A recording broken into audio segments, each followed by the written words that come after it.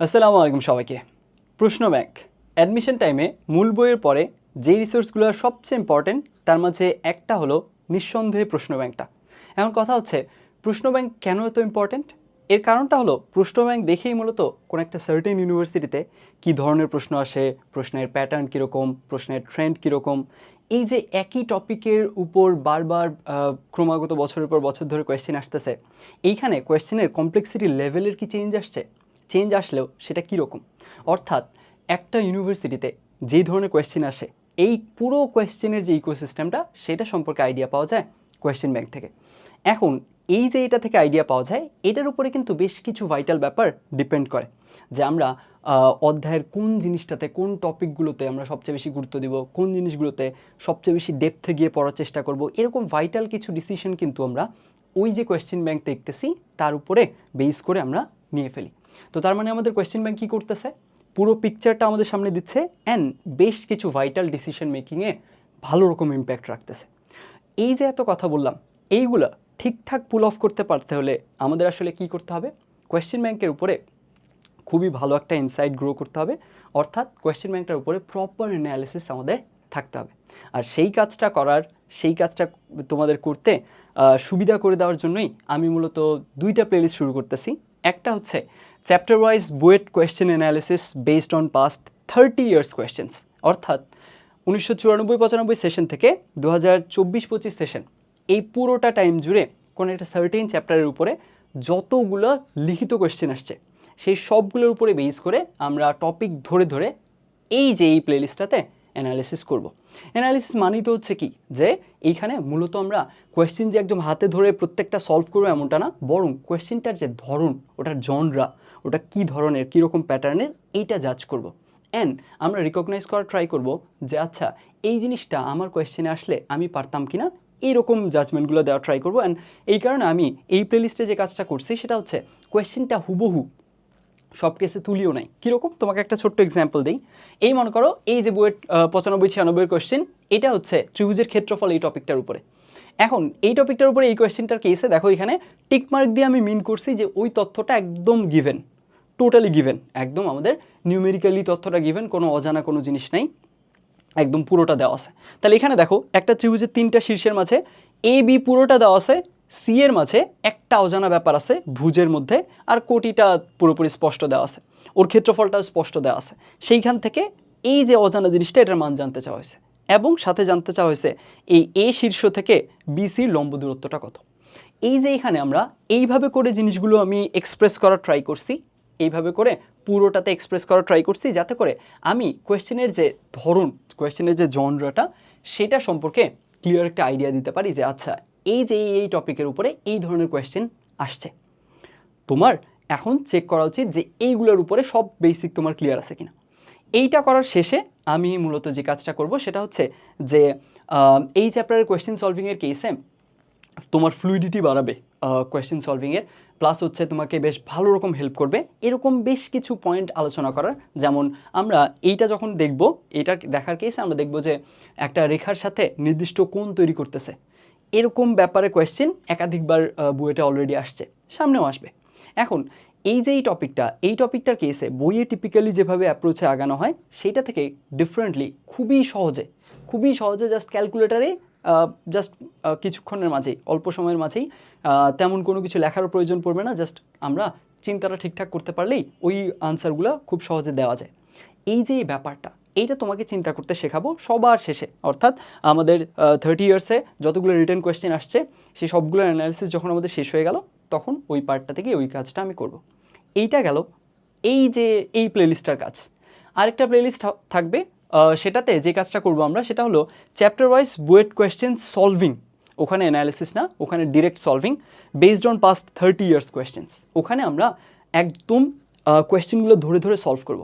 And ওইটার কেসে খুবই ভাইটাল যে ব্যাপারটা আমি করার চেষ্টা করব সেটা হচ্ছে, আমি যখন এমনি ভিডিওগুলো বানাচ্ছি তখন যেটা হয় যে ভিডিওর কেসে কোয়েশ্চেনটা এক্সপ্লেইন করি, কোয়েশ্চেনের পরে তারপরে এখানে সলভিংয়ের প্রত্যেকটা পয়েন্ট এক্সপ্লেইন করি, যার কারণে অনেক টাইম লাগে।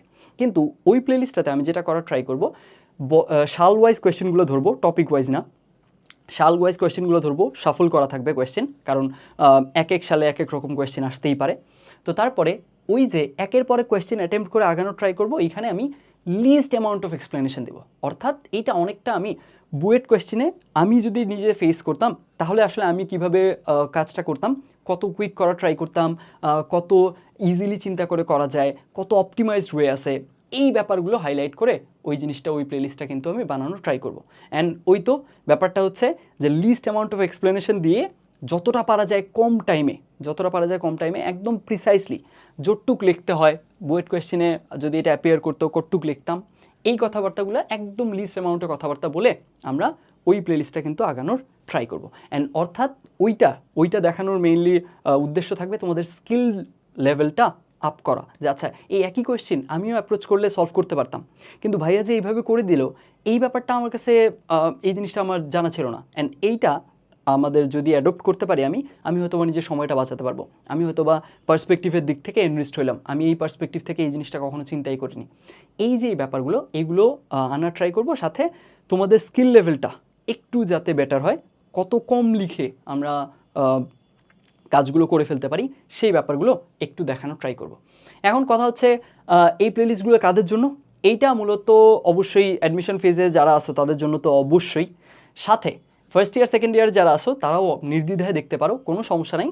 তবে ওই চ্যাপ্টারটা শেষ করা থাকলে ভালো। যেমন আজকের প্রথম যে এপিসোডটা এটা হচ্ছে সরলরেখার উপরে, তোমার যদি সরলরেখা পুরোপুরি পড়া থাকে তাহলে খুবই ভালো, তাহলে তুমি আলটিমেটলি অনেক আগায় থাকার একটা সুযোগ পাবা। কারণ তোমার অ্যাডমিশন ফেজে যাওয়ার আগেই এই প্লেলিস্টের সবগুলো ভিডিও যদি তোমার দেখা হয়ে থাকে তাহলে আসলে সবগুলো চ্যাপ্টারের উপরে যেই চ্যাপ্টারগুলো আমরা এখানে থাকবে আর কি, ওগুলোর উপরে তোমার খুব ভালো একটা আইডিয়া গ্রো করা হয়ে যাবে।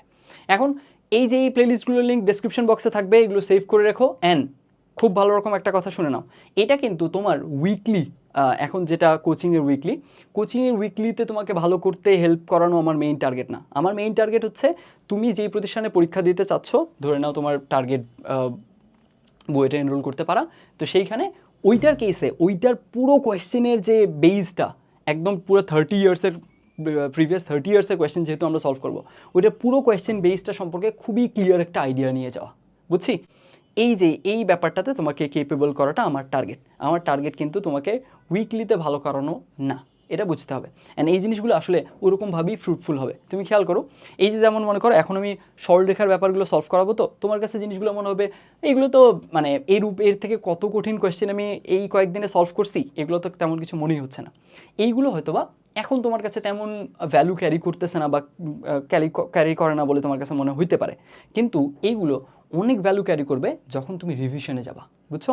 যখন তুমি রিভিশনে যাবা তখন কিন্তু তুমি খেয়াল করো যে তুমি একটা ইউনিভার্সিটি পরীক্ষা দিতে যাবা, ওইটার গত 30 বছরের টপিক ওয়াইজ একদম আলটিমেটলি আমি এই চ্যাপ্টার পড়বো, এই চ্যাপ্টারে আমার উইকনেস আছে, এই চ্যাপ্টারে আসলে বইটা আসেটা কি, এই ব্যাপারগুলো যদি তুমি গুছানো পাও, অ্যানালিসিস আকারে পাও, প্লাস তুমি গত 30 বছরে যতগুলো কোয়েশ্চেন আসছে ওটার উপরে রিটেন সবগুলো কোয়েশ্চেন হাতে ধরে সলভ করে দেওয়া হচ্ছে, সলভ করে দেওয়ার কেসে নট লাইক তোমাকে এক্সপ্লেইন করে সলভ করে দেওয়া, র্যাদার জাস্ট আমি অ্যাজ আ স্টুডেন্ট অ্যাপ্রোচে, টিচার অ্যাপ্রোচে না, যতটা পারা যায় স্টুডেন্ট অ্যাপ্রোচে কোয়েশ্চেনগুলো একের পর এক সলভ করবো, সেইটা থেকে দেখে তোমার যে ভুলগুলো আছে, আচ্ছা আমি এখানে হয়তো বা এই কোয়েশ্চেনটা বারবার লিখতাম, কোয়েশ্চেন তো না ইকুয়েশনগুলো, ভাইয়া ওই ইকুয়েশনটা না লিখে এইভাবে আগাইছে, ওকে তাহলে আমি হয়তো বা এই জিনিসটা অ্যাডপ্ট করতে পারি, এইভাবে করে তোমাকে তোমার মতো করে পার্সোনাল একটা প্ল্যানে জিনিসগুলো পিক করে করে আগাতে হবে, বুঝছি? আচ্ছা, সব কথাবার্তা শেষ, তাহলে প্লেলিস্ট দুটো সেভ করে রেখো, আশা করা যায় এই জিনিসটা তোমাদের অনেক বেনিফিট দিবে।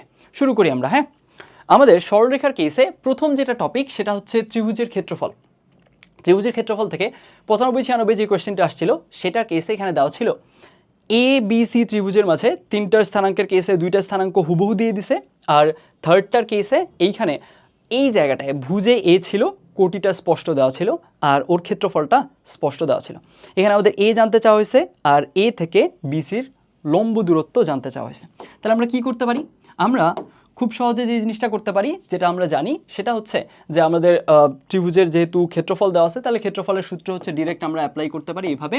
আমরা যদি একটা ডিটারমিনেন্ট ফর্মে বা নির্ণায়ক ফর্মে নেই, খুব সিম্পলি যে আমাদের এ যদি এমন হয় A1 B1, বি যদি A2 B2 হয়, অ্যান্ড সি যদি A3 B3 হয়, তাহলে এর ক্ষেত্রফল কী হবে? Half of A1 B1 1 A2B2 1 A3B3 1, এই ডিটারমিনেন্টার কেসে এটার মান বের করলেই আমাদের আলটিমেটলি ক্ষেত্রফল বের হয়ে আসে, তাই না? তো সেই কেসে আমরা যদি এইটাকে এই যে ডেলের মানটা যেটা দেওয়া আছে স্পষ্ট সেই জিনিসটা সমান রাখি, ধরে নাও ডেলের মান দেওয়া আছে 16, তাহলে 16-এর সমান যদি রাখি, এইখান থেকে সবই তো আমার জানা আছে, শুধুমাত্র একটা জিনিস জানা নেই, এই যে মনে করো থার্ডটাতে গিয়ে ভুজটা জানা নেই এ, তাহলে এই জিনিসটা যদি শুধু না জানা থাকে এমনিতেই বের হয়ে আসবে, তাই না? তাহলে কাজ শেষ। তাহলে এখান থেকে আমরা এ পেয়ে গেলাম, এইটুকু সলভড। কথা হচ্ছে এইটুকু সলভড না, বুঝছো? এই জায়গাটায় সবচেয়ে বেশি এই ভুলটাই করতে দেখা যায় যখনই ক্ষেত্রফলের ম্যাথ আসে, ক্ষেত্রফলের কেসে এই ভুলটাই বারবার করে হয়। এইরকম বইটা আরেকটা কোয়েশ্চেন আসছিল, ওইটার কেসে ওই সেম ভুলটাই তোমরা করো। তো এইখানে দেখো, খেয়াল করো, ব্যাপারটা হচ্ছে যে এইখানে আসলে খুবই সূক্ষ্ম একটা মিস্টেক আছে, সেটা হলো আমাদের কিন্তু এর দুই পাশে মড দিতে হবে। মড না দিলে আমরা একটা আনসার মিস করে যেতে পারি, বুঝছি? আমরা একটা আনসার মিস করে যেতে পারি। এখন কথা হচ্ছে কেন মড দিতে হবে, কারণটা কি? একটু আমরা কারণটা আমি যত জলদি পারা যায় তার মাঝে তোমাকে আমি জিওমেট্রিক এক্সপ্লেনেশনটাও দিব, আবার এমনি আমরা 9-10 থেকে যা জানি সেই জিনিসটাও বলে দিব। শুরু করি। আমরা জানতাম যে 9-10-এর কেসে আমরা একটা জিনিস জানি যে আমাদের যদি এটা একটা ত্রিভুজ হয়ে থাকে, সার্টেন এটা যদি একটা ত্রিভুজ হয়ে থাকে, তাহলে আলটিমেটলি এইটার যে শীর্ষ ABC যদি হয়ে থাকে, আমরা এই যে ক্ষেত্রফলের কেসে যেভাবে লিখতাম শুলেস ফর্মুলা আকারে লিখতাম। শুলেস ফর্মুলা বলতে আমি যেটা মিন করতেছি সেটা হচ্ছে ওই যে আমরা লিখতাম না যে A1B1 A2B2 A3B3 আবার A1B1, ওই যে ওই কাজটা করতাম, তারপরে এই আর গুণ করে দিতাম, তারপরে এইগুলো মাইনাস করে দিতাম, ওই যে কাজটা করতাম ওইটাই তো আসলে ডিটারমিনেন্টে হচ্ছে, একই কাজ। এখন কথা হলো আমরা এই যে শীর্ষগুলা, এইগুলো আমরা যদি এই শীর্ষগুলোর কেসে আমরা যদি প্রথমে এ শীর্ষ লিখি, তারপরে সি লিখি, তারপরে বি লিখি, অর্থাৎ আমরা এই ক্লকওয়াইজ অর্ডারে আগাই, তাহলে এই ডিটারমিনেন্টের চিহ্নটা একরকম হবে। আর যদি আমরা অ্যান্টি ক্লকওয়াইজে আগাই, এইভাবে আগাই, তাহলে কিন্তু কি হবে? তাহলে কিন্তু এই যে এই ডিটারমিনেন্টের চিহ্নটা, ডিটারমিনেন্টের যে ভ্যালুটা আসবে ওটার চিহ্নটা কি হয়ে যাবে? চেঞ্জ হয়ে যাবে। এখন দেখেই বোঝা যাচ্ছে কেন চেঞ্জ হচ্ছে, খুব সহজ না ব্যাপারটা? এখানে দেখো ACB আছে, ACB এর পরের বার লিখতে হচ্ছে তুমি ABC, তার মানে কি করছো তুমি? দুইটা রো আসলে এই দুইটা রো ধরে ওলট পালট করে দিছো। ডিটারমিনেন্টের কেসে প্রপার্টি আমরা কি পড়ছি যে দুইটা রো আসলে পরস্পরের সাথে এক্সচেঞ্জ করে দিলে ডিটারমিনেন্টের মানের কোনো চেঞ্জ হয় না, জাস্ট চিহ্নের চেঞ্জ হয়, দ্যাটস ওয়াই চিহ্ন চেঞ্জ হয়, খুব সিম্পল কথা। তো এই যে এই ব্যাপারটা হয়, এই জিনিসটা এই ব্যাপারটাকে হ্যান্ডেল করার জন্যই কিন্তু আমরা এই মডটা দিই, বুঝছি? তাহলে এই মডটা দেওয়া হয়, এই যে এদের অর্ডার তো আমি ডিফারেন্ট আকারে লিখতেছি, এই অর্ডারের কারণে আমাদের কি আসতে পারে? মাইনাস এসে যেতে পারে, সেই ব্যাপারটা হ্যান্ডেল করার জন্য মডটা দেওয়া হয়। এখন এইটা এই দিক থেকে আমি বললাম, এইটার জিওমেট্রিক এক্সপ্লেনেশনটা একটু শুনে নাও। সেটা হচ্ছে এরকম যে তুমি খেয়াল করো, এইখানে তোমার ত্রিভুজের কেসে এ শীর্ষ আর বি শীর্ষ দেওয়া আছে। আচ্ছা, এ শীর্ষ আর বি শীর্ষ যদি দেওয়া থাকে, ধরে নিলাম এ শীর্ষ এইখানে আর বি শীর্ষ এইখানে, তাহলে এ বি শীর্ষ যেহেতু দেওয়া আছে, তার মানে এ বি বাহুটা আমি পেয়ে গেছি, তাই না? এ বি বাহুটা আমি পেয়ে গেছি, এই যে এ বি মনে করো বাহু এটা থাকলো। এখন তোমাকে আমি বলছি যে আচ্ছা দেখো, এইখানে এ শীর্ষ দেওয়া আছে, বি শীর্ষ দেওয়া আছে, এ বি বাহু পেয়ে গেছি, আমাদের না সি আর একটা শীর্ষ আছে, যার কারণে আসলে ক্ষেত্রফলের মান হবে এত। এখন তুমি খেয়াল করো তো, সি শীর্ষটা আলটিমেটলি এই পাশেও থাকতে পারে, এই পাশেও তো থাকতে পারে, কারণ ওর ক্ষেত্রফলের কেসে আমাদের এইখানে ভূমিটা ফিক্সড হয়ে গেছে। এখন উচ্চতা নিব আমি, উচ্চতা এই পাশেও নিতে পারি, এই পাশেও নিতে পারি, আমার ক্ষেত্রফল ঠিক রাখলেই তো হয়েছে। বুঝে গেছে কথা? তো আলটিমেটলি এইখানে কিন্তু এই যে এর একাধিক মান আসতে পারে। এখন এই জিনিসটার কেসে মড না দিলেও ভুল হবে না, কোথায় জানো? যখন আসলে তারা কি হয়ে যাবে, তাদের ক্ষেত্রফলের মানটা 0 হয়ে যাবে। ক্ষেত্রফলের মানটা যখন 0 হয়ে যাচ্ছে, তখন তো আসলে মড দেওয়া যা কথা, মড না দেওয়াও সেম কথা। কেন বলো দেখি? কারণ তোমাকে যদি আমি বলি যে মডের ভেতর থেকে আসতেছে মনে করো 2x + 3, এইটার মান হচ্ছে মনে করো 8, তাহলে কি হয়? 2x + 3, এইখান থেকে আমরা কি লিখতে পারি? একবার 8 নিতে পারি, একবার -8 নিতে পারি, তাই না? 2x + 3 এর মান তখন আরেকবার -8 নিতে পারি। কিন্তু এখানে যদি এইটার মান যদি 0 হয়, মডের মানটা, তাহলে আলটিমেটলি কি হচ্ছে? +0 -0 কি ভ্যারিয়েশন ক্রিয়েট করে না তো? তো যার কারণে তখন এই জিনিসটা সমস্যা হয় না, বুঝছি? এই কারণে দেখবা যে যখন হচ্ছে 3টা পয়েন্ট একই রেখার উপরে একই রেখার উপরে, তখন আসলে কি হয়, তাদের দ্বারা গঠিত ত্রিভুজের ক্ষেত্রফল শূন্য হয়। এই যে এই ব্যাপারটা দিয়ে, এই নির্ণায়কটা দিয়ে চেক করা যায়, তাই না? তখন আসলে আমাদের মোডটা না দিলেও হয়, কারণ আমাদের ডান পাশে কি থাকতেছে, 0 থাকতেছে। এই সেম ঘটনা আরেক জায়গায় ঘটে, কোথায় বলো দেখি? ওই যে 3টা সরলরেখা যদি কি হয়, সমবিন্দুগামী হয়, অর্থাৎ একদম সমবিন্দু, একটা বিন্দুতেই 3টা রেখা আসলে কি করে, ছেদ করে। এই যে এরকম একটা সিনারিও যদি হয়, তখনও আসলে কি করতে হয়, আমাদের সরলরেখাগুলোর কেসে ওদের যে সহগগুলা, এক্সের সহগ, ওয়াইয়ের সহগ আর কনস্ট্যান্ট, এগুলোকে নিয়ে তারপরে ডিটারমিনেন্ট একটা ফর্ম করতে হয়। ওই ডিটারমিনেন্টের ভ্যালুটা 0 আসতে হয়, যার কারণে ওইখানেও আসলে মোড দেওয়ার প্রয়োজন আমাদের পড়তেছে না। বুঝছি? ওকে, তাহলে এখান থেকে আমরা এ কীভাবে বের করতে হচ্ছে না হচ্ছে এইটার উপরে ব্যাপারটা বুঝলাম। এইটার কেসে এক্সপ্লেনেশনগুলোও কুইকলি দেখা দেওয়ার ট্রাই করছি। সাথে এইখানে আমাদের এর কেসে এর সতর্কতাটা কি, এইখানে এটার কেসে ভুল কী হতে পারে সেই ব্যাপারটা নোটিস করছি। এরপরে কি, এরপরে হচ্ছে এ থেকে বিসির লম্ব দূরত্ব। তুমি খেয়াল করো, এখানে যদি আমরা এ পেয়ে যাই, তার মানে সি পেয়ে গেলাম, সি টোটালি পেয়ে গেলাম, বি আগে থেকেই পাইছি, তার মানে আমাদের তো বিসির লেন্থটা পাই গেলাম। বুঝছি?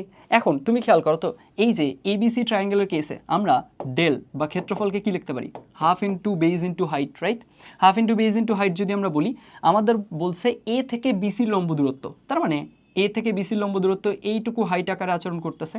এইটুকু যদি হাইট আকারে আচরণ করে, তাহলে বেজ আকারে আচরণ করতেছে বিসির ডিস্টেন্সটা। সি জানি, বি জানি, বিসির ডিস্টেন্স পাই যাব, তাহলে বিসির ডিস্টেন্স ধরে নিলাম ডি, এখান থেকে এইচ। ডেল তো অলরেডি দেওয়া আছে কোয়েশ্চেনে, ডেল দেওয়া আছে, হাফ গেল, ডি আমরা ওই সি জেনে গেছি, বি আর সি এর ডিস্টেন্স থেকে পেয়ে যাব, আর এখান থেকে এইচ সিম্পলি বের হয়ে আসবে। বুঝছি? তাহলে আমাদের এইখানকার কেসে এই প্রবলেমটা এইভাবে আমরা সলভ করতে পারি। আমরা জাস্ট একদম প্রবলেমটার স্কেলেটন দেখতেছি, অর্থাৎ একদম কোর পার্টটুকু, যখন কী কী তথ্য দেওয়া ছিল ওখানে আমি কিভাবে হ্যান্ডেল করতাম, কাজগুলোর কেসে সতর্কতা কী। বুঝছি? একটু যদি মনে হয় দ্রুত আগাচ্ছি, একটু কম্প্রোমাইজ করতে হবে, বুঝছো? এটা তো আসলে আমাদের মেইনলি অ্যাডমিশন ফেজের যে ব্যাপারগুলো, ওগুলো নিয়ে আলোচনা করতেছি, একটু দ্রুত আমার মনে হয় আগানো উচিতই। আচ্ছা, এরপরে দেখো, এবিসি ত্রিভুজের বাহুগুলার মধ্যবিন্দু হচ্ছে ডিইএফ, আর হচ্ছে ডিইএফ তিনটারই স্থানাঙ্ক একদম পুরোপুরি দিয়ে দিছে। এখন তাহলে বলছে ত্রিভুজ এবিসি এর ক্ষেত্রফলটা কত, এটা জানতে চাইছে। তাহলে এটার কেসে কি করতে পারি, আমরা কি জানি, আমরা জানি যে এইখানে সার্টেন একটা ট্রায়াঙ্গেল যদি থাকে, আর এরপরে এই যে এবিসি যদি একটা ট্রায়াঙ্গেল থাকে, এবিসি ট্রায়াঙ্গেলের বাহুগুলোর মধ্যবিন্দু যদি ডি, ই অ্যান্ড এফ হয়, তাহলে এই যে ডিইএফ এদেরকে দিয়ে যে ট্রায়াঙ্গেলটা ফর্মড হবে, এইটার কি হবে, এইটার ক্ষেত্রফলের 4 গুণ হবে পুরো এবিসি ট্রায়াঙ্গেলের ক্ষেত্রফলটা। তো খুব সিম্পলি আমরা এখানে ডিইএফ জানি, এইখান থেকে ডিইএফ ত্রিভুজের ক্ষেত্রফল পেয়ে যাব, তারপরে ওকে 4 দ্বারা গুণ করবো, দ্যাটস ইট, কাজ শেষ। তাহলে এখান থেকে আমরা কি লিখতে পারবো, যে ত্রিভুজ ডিইএফ এর ক্ষেত্রফল ইজ ইকুয়াল টু হচ্ছে হাফ অফ, এইখান থেকে খুব simply A1 B1 1, A2 B2 1, A3 B3 1। এই তো, এখন এইখানে এইটার কেসে অবশ্যই আমরা কি দিব, মোড দিব, কারণ যাতে করে সেই জিনিসটা কি আসে, পজিটিভ আসে। তারপরে কি হবে, তারপরে সেখান থেকে ডিইএফ ত্রিভুজের ক্ষেত্রফল পেয়ে গেলাম, ওটাকে 4 দ্বারা গুণ করবো, দ্যাটস ইট। তাহলে এখানে ত্রিভুজ ডিইএফ গেছে, তো তাহলে ত্রিভুজ ABC is equal two 4 into ত্রিভুজ ডিইএফ। এই তো, কাজ শেষ। এই জিনিসটা আই হোপ আমরা সবাই পারতাম। এটা আসছিল 1-2 সালে। তারপরে আগাই। তারপরে এইখানকার টপিকটা হচ্ছে অক্ষদ্বয়ের সাথে গঠিত ত্রিভুজের ক্ষেত্রফল।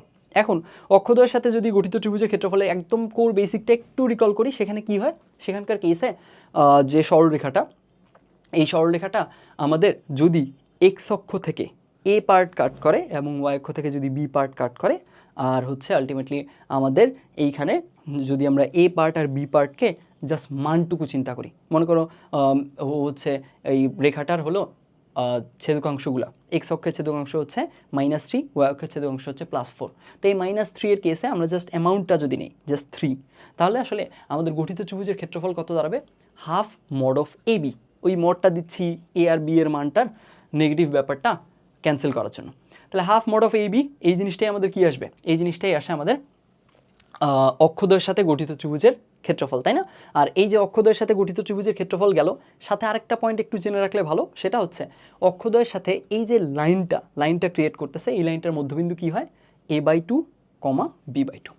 আচ্ছা, এখানে দেখো, এখানে কোয়েশ্চেনটাতে এটা 15-16 সালে আসছিল। এখানে কি বলা ছিল, এ বিন্দু দিয়ে অতিক্রমকারী এ বিন্দুটা টোটালি দেওয়া ছিল, দুইটাই কারেক্ট দেওয়া আছে, তার মানে তো পুরোটাই দেওয়া আছে। আর প্রথম চতুর্ভাগে গঠিত ক্ষেত্রফলটা দেওয়া ছিল। তাহলে এখান থেকে ওই রেখাটার ইকুয়েশন চাইছে, বুঝি। তাহলে এখানে প্রথম চতুর্ভাগে গঠিত ক্ষেত্রফল, তাহলে বোঝাই যাচ্ছে ও প্রথম চতুর্ভাগে একটা ক্ষেত্রফল ক্রিয়েট করছে বা ওখানে ট্র্যাপ করছে। তাহলে প্রথম চতুর্ভাগে যদি ক্রিয়েট করে, তার মানে ব্যাপারটা কীরকম, তার মানে ব্যাপারটা হচ্ছে, একটু আমরা কুইকলি ড্র করার চেষ্টা করি। ব্যাপারটা এরকম, এই যে প্রথম চতুর্ভাগে সে আসলে একটা এরিয়া ট্র্যাপ করছে। প্রথম চতুর্ভাগে এরিয়া ট্র্যাপ করছে, কাজ আমাদের আরও সহজ। এ এর মানটাও পজিটিভ, বি এর মানটাও পজিটিভ, চলে গেল। এইখান থেকে ওর ক্ষেত্রফলটা দেওয়া ছিল, প্রথম চতুর্ভাগে গঠিত ক্ষেত্রফল দেওয়া আছে ডেলের মানটা, তার মানে এখানে কত হবে, হাফ মোড অফ এবি, যেহেতু এবি দুইটাই পজিটিভ, তাহলে ডিরেক্ট লিখে দিতে পারবো half A B is equal to তত, যেটা মান দেওয়া ছিল সেটা লিখে দিলাম। এরপরে আর বলে দিছে ও হচ্ছে এই বিন্দুটা দিয়ে অতিক্রমকারী। এই বিন্দু দিয়ে অতিক্রমকারী মানে কি আসলে একটু বুঝি, খেয়াল করো। ও যেহেতু এইখানে এ পার্ট আর বি পার্ট কাট করছে, তার মানে ওর রেখাটার সমীকরণ ছিল এক্স বাই এ প্লাস হচ্ছে y by b is equal to 1, তাই না? X by a plus y by b is equal to 1 ছিল ওর সমীকরণ। এইখানে আমরা সিম্পলি যে এ বিন্দুটা দিয়ে একে যদি সিদ্ধ করে দিই, এখানে যদি আমরা এক্স আর ওয়াই এর করেসপন্ডিং মানগুলো বসাই দিই, তাহলে এ আর বি এর রিলেশন পেয়ে যাব। এ আর বি এর রিলেশনটা এখানে বসাবো, কাজ শেষ। তখন সেখান থেকে এ এর মান বি এর মান দুইটাই পেয়ে যাব, ইকুয়েশনটা পেয়ে যাব। বুঝছি? দেখো, আমি কিন্তু চেষ্টাই করতেছি এটা, যে আমরা যেহেতু অ্যানালিসিস করতেছি, তার মানে আলটিমেটলি পুরো কোয়েশ্চেনটা তো আমরা তুলব না, হুবহু পুরো কোয়েশ্চেনটা তো সলভ করবো না। আমরা জাজ করবো যে এইগুলো আমরা করতে পারি কিনা, এগুলোর বেসিকগুলো আমাদের ঠিকঠাক ক্লিয়ার আছে কিনা, কী কী আসছিল, কী কী ধরনের কোয়েশ্চেন আসছে, এইগুলো। তো এইটা বুঝছি, তার মানে এখান থেকে আই হোপ এই জিনিসটা পারা যাইতো। এটা অন্য চতুর্ভাগ হলেও পারতে হবে। তারপরে দেখো, তারপর টপিকটা হচ্ছে মূলবিন্দু থেকে অঙ্কিত লম্বের দৈর্ঘ্য। আচ্ছা, তো এইখানকার কেসে, এই টপিকটার কেসে বেসিকটা কীরকম ছিল, এই টপিকটার কেসে আমাদের বেসিকটা ছিল এরকম, যে এইটা যদি ওয়াই অক্ষ হয়ে থাকে, এটা যদি এক্স অক্ষ হয়ে থাকে, আর আমাদের রেখাটা মনে করো এরকম, এই একটা সরলরেখা। এখানকার কেসে আমাদের বেসিকটা ছিল যে মূলবিন্দু থেকে ওই সরলরেখার উপরে অঙ্কিত লম্বের দৈর্ঘ্য যদি পি হয়ে থাকে, পি যদি এই লেন্থটা হয়, এই লেন্থটা যদি পি হয়, এবং ওই রেখাটা এক্স অক্ষের ধনাত্মক দিকের সাথে যদি আলফা কোণ ক্রিয়েট করে, তাহলে ওর সমীকরণটা হচ্ছে x cos alpha plus y sine alpha is equal to p. এই তো চলে গেল। এখন এখানে দেখো, এখানে কি বলছে, এখানে কি কি দেওয়া ছিল একটু আমরা চেক করি। এইখানে বলা ছিল মূলবিন্দু থেকে অঙ্কিত লম্বের দৈর্ঘ্য, তার মানে পি স্পষ্ট দেওয়া আছে, পি স্পষ্ট দেওয়া আছে, পি পেলাম। অক্ষদ্বয় থেকে সমান মানের ধনাত্মক অংশ কর্তন করে। আচ্ছা, অক্ষদ্বয় থেকে ধনাত্মক অংশ কর্তন করে, আবার সমান মানের দুইটা থেকেই যদি এক্স অক্ষ ওয়াই অক্ষ দুইটা থেকেই যদি ধনাত্মক অংশ কর্তন করে, তার মানে সে কি ফার্স্ট কোয়াড্রেন্টে ছিল, তাই না? অর্থাৎ ব্যাপারটা হচ্ছে এইরকম, এই যে ফার্স্ট কোয়াড্রেন্ট থেকে এই পার্টগুলো কাট করছে, এই পার্টগুলো যদি কাট করে থাকে, আর হচ্ছে ওখানে বলছে সমান মানের ধনাত্মক অংশ, তাহলে এইটা যত এটাও তত, তার মানে এই কোণটা হচ্ছে কত, 45 ডিগ্রি, দ্যাটস ইট। তাহলে আলফার মান পেয়ে গেছো, আলফার মান বসায় দাও, শেষ তোমার ম্যাথ। এখানে 45 ডিগ্রি বসালেই কাজ শেষ। এখন কথা হচ্ছে এই দুইটা সমান মানে 45 কেন, এটা কি বলে দেওয়া লাগবে? আই গেস এটা তো বুঝে যাওয়ার কথা। এখানে আমরা একটু চিন্তা করি যে A B C R D, আমরা এবিডি ত্রিভুজ এবং হচ্ছে বিসিডি ত্রিভুজ, এই দুইটা সমকোণী ত্রিভুজের দিকে একটু তাকাই। সমকোণী কেন? কারণ ওই যে আমরা মূলবিন্দু থেকে ওর উপরে লম্ব আঁকছি না, ওই যে অঙ্কিত লম্বের দৈর্ঘ্য, লম্ব আঁকছি। তো তাহলে এখানে এই যে আমরা যদি এই দুইটা সমকোণী ত্রিভুজের তুলনা করি, তাহলে আমরা কি পাবো? তাহলে আমরা পাচ্ছি যে এর অতিভুজের সমান, ওই যে বলে দিছে সমান মানের অংশ কর্তন করে, এর অতিভুজের সমান, এইটা গেল, প্লাস হচ্ছে এইটা এরও বাহু ওরও বাহু। তাহলে দুইটা সমকোণী ত্রিভুজের মাঝে যদি আমরা দেখি একজনের অতিভুজ আরেকজনের অতিভুজের সমান, আবার আরেকটা বাহু ওর আরেকটা বাহুর সমান, তাহলে আলটিমেটলি কি ওরা সর্বসম না? ওরা সর্বসম মানে কি, অনুরূপ বাহুগুলোর বিপরীত কোণগুলো কি সমান, সিম্পল। এই জন্য এখানে কি হয়ে যাবে, এইটা ইজ ইকুয়াল টু এইটা হবে, তাই না? এইটা ইজ ইকুয়াল টু এইটা হবে, তাহলে আলটিমেটলি এইটা ইজ ইকুয়াল টু যদি এইটা হয়ে থাকে, তাহলে অবশ্যই কি হবে, এর বিপরীত কোণটা ওর বিপরীত কোণের সমান হবে। তাহলে এইটা মনে করো আলফা, এটাও আলফা, দুইটা আলফা মিলে 90 হচ্ছে, তার মানে অবশ্যই আলফার মান 45। বুঝছি? এই জিনিসটা কিন্তু পারতে হবে। এখানকার কেসে আরেকটা পয়েন্ট হচ্ছে যে এইখানে এই প্রশ্নটাতে, এটা 23-24 কোয়েশ্চেন, এইখানে মনে হয় এক্সট্রা একটা ইনফরমেশন দেওয়া ছিল, যে ইনফরমেশনটা লাগতো না, আমি ইচ্ছা করে ওইটা মনে হয় তুলিনি, এই কোয়েশ্চেনটাই মেবি। তো ওখানে আরেকটা ইনফরমেশন দেওয়া ছিল এক্সট্রা, ওটার না দেওয়া থাকলেও কোনো সমস্যা নাই। ওটার কেসে আরেকটা ইনফরমেশন দেওয়া ছিল যে এইটা আসলে কি করবে, এই যে এই পার্টটুকু একে একদম জাস্ট মধ্যবিন্দুতে হিট করবে। এখন কথা হচ্ছে মধ্যবিন্দুতে ওকে হিট করতেই হবে, ওকে মধ্যবিন্দুতে হিট করতেই হবে, এইটুকু, এই দুইটা যদি সত্যি হয় ওকে মধ্যবিন্দু ছাড়া হিট করা পসিবল না। তো ওইটা এক্সট্রা তথ্য ছিল, বোনাস ইনফরমেশন ছিল, ওইটা আমি ইচ্ছা করে, হ্যাঁ এই কোয়েশ্চেনটাই ছিল, এই কোয়েশ্চেনে আমি এই জিনিসটা তুলে নিই। আমার কথাটা বুঝছো কি বলছি? একটু কি বেশি দ্রুত আগাচ্ছি? আচ্ছা, আমি বলতে চাইছি যে এখানে দেখো মূলবিন্দু থেকে অঙ্কিত লম্ব বলছে, তাহলে এর উপরে যদি লম্ব আঁকি, তারপরে এইখান থেকে এই দুইটার কেসে যদি স্পষ্ট এইটা বাহু আর এইটা বাহু সমান হয়ে যায়, ওকে তো মধ্যবিন্দুতে ছেদ করতেই হবে আলটিমেটলি, আর কোনো অপশন নাই তো। কারণ ওই যে আমি বলেই দিছি যে এরা কি হয়ে যাবে, সর্বসম হয়ে যাবে, কারণ সমকোণী ত্রিভুজের অতিভুজ, এর অতিভুজ ওর অতিভুজ, আর হচ্ছে আরেকটা কমন বাহু পাচ্ছি, তাহলে এরা সর্বসম। এরা সর্বসম মানে কি? সর্বসম মানে হচ্ছে এই বাহু সমান, এই বাহু সমান, তার মানে এই বাহু সমান হইতেই হবে, বুঝছি? তো এইখানে এই কথাটা বলা থাকাও যা, না থাকাও তাই। এখানে 23-24 কোয়েশ্চেনে ওই কথাটাও স্পষ্ট বলে দেওয়া ছিল যে এইখানে আসলে এই যে অঙ্কিত লম্বটা ওকে আসলে কি করবে, মধ্যবিন্দুতে হিট করবে, এই যে এই পার্টটুকুকে, এসি পার্টটুর একদম মধ্যবিন্দুতে হিট করবে। এই যে জিনিস না বললেও কোনো সমস্যা ছিল না, গেছে, ওইটা নিয়ে কথাবার্তা বলছি। এরপরে আসি, এরপরে হচ্ছে দুইটা রেখার ছেদবিন্দুগামী রেখা, এইটা 99-2000 সালে আসছিল। এখানে বলা আছে কে এর যে কোনো মানের জন্য এই যে সরলরেখাটা একটা নির্দিষ্ট বিন্দু দিয়ে যায়, বিন্দুটার স্থানাঙ্ক কত? Interesting question. কী করতে পারি আমরা?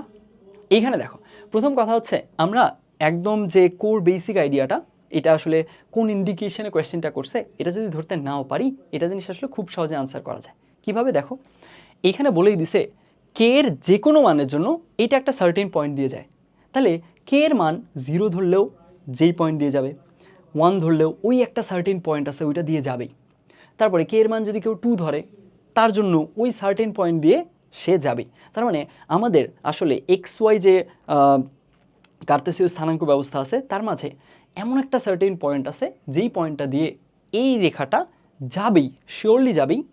এখন এইখানে কে এর মান তুমি যাই নাও না কেন, তাহলে আমরা এক কাজ করতে পারি না, খুব ইজিলি একটা কাজ করতে পারি, কে এর মান আমরা 0 নিলাম, একটা রেখার ইকুয়েশন পাইলাম, গেল, তাহলে ধরে নিলাম রেখাটা এরকম গেল।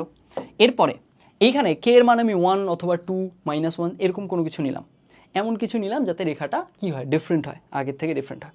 তো কে এর মান আমি 1 নিয়ে রেখাটা ডিফারেন্ট পাইলাম, ডিফারেন্ট রেখা পাইছি, তার মানে কি ওরা ডিফারেন্ট রেখা পাইছি, তার মানে আসলে আলটিমেটলি এখান থেকে ডিফারেন্ট রেখা বলতে আমি ওই আগের রেখাটাই অথবা তার প্যারালাল, এটা এই দুইটা না মিন করতেছে, এই দুইটা না, এই দুইটা বাদে ডিফারেন্ট আরেকটা রেখা যেটা ওকে ছেদ করবে, এই পাইলাম। তাহলে আলটিমেটলি এদের দুজনের মাঝে একটা শেয়ারিং পয়েন্ট আছে, এই যে এই পয়েন্টটা ওদের শেয়ারিং পয়েন্ট, তাহলে এইটাই আনসার।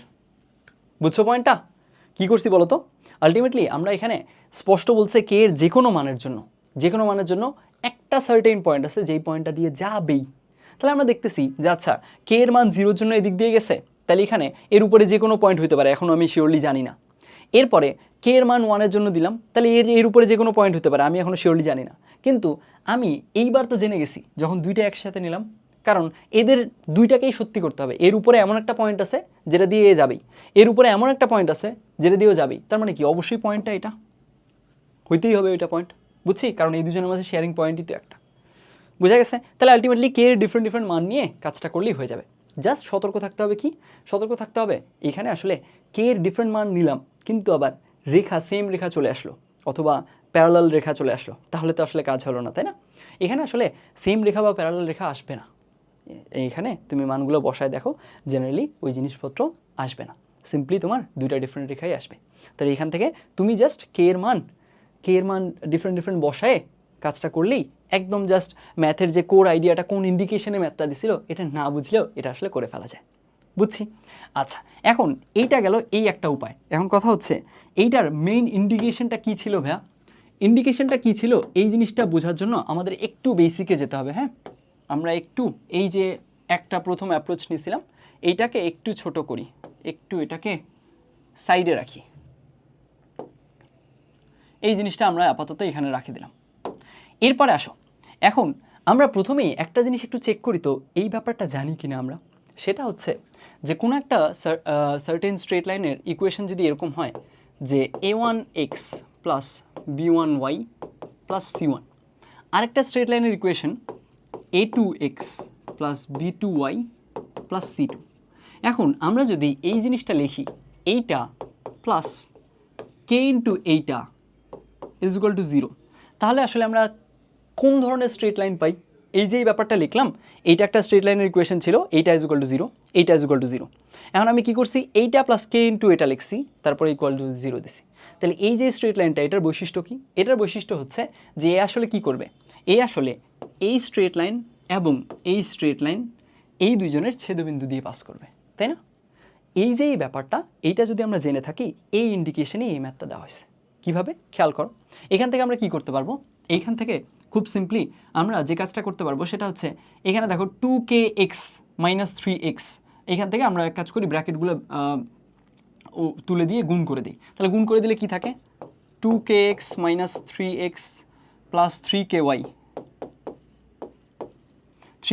মাইনাস 2y আর হচ্ছে minus 4k plus 1 is equal to 0।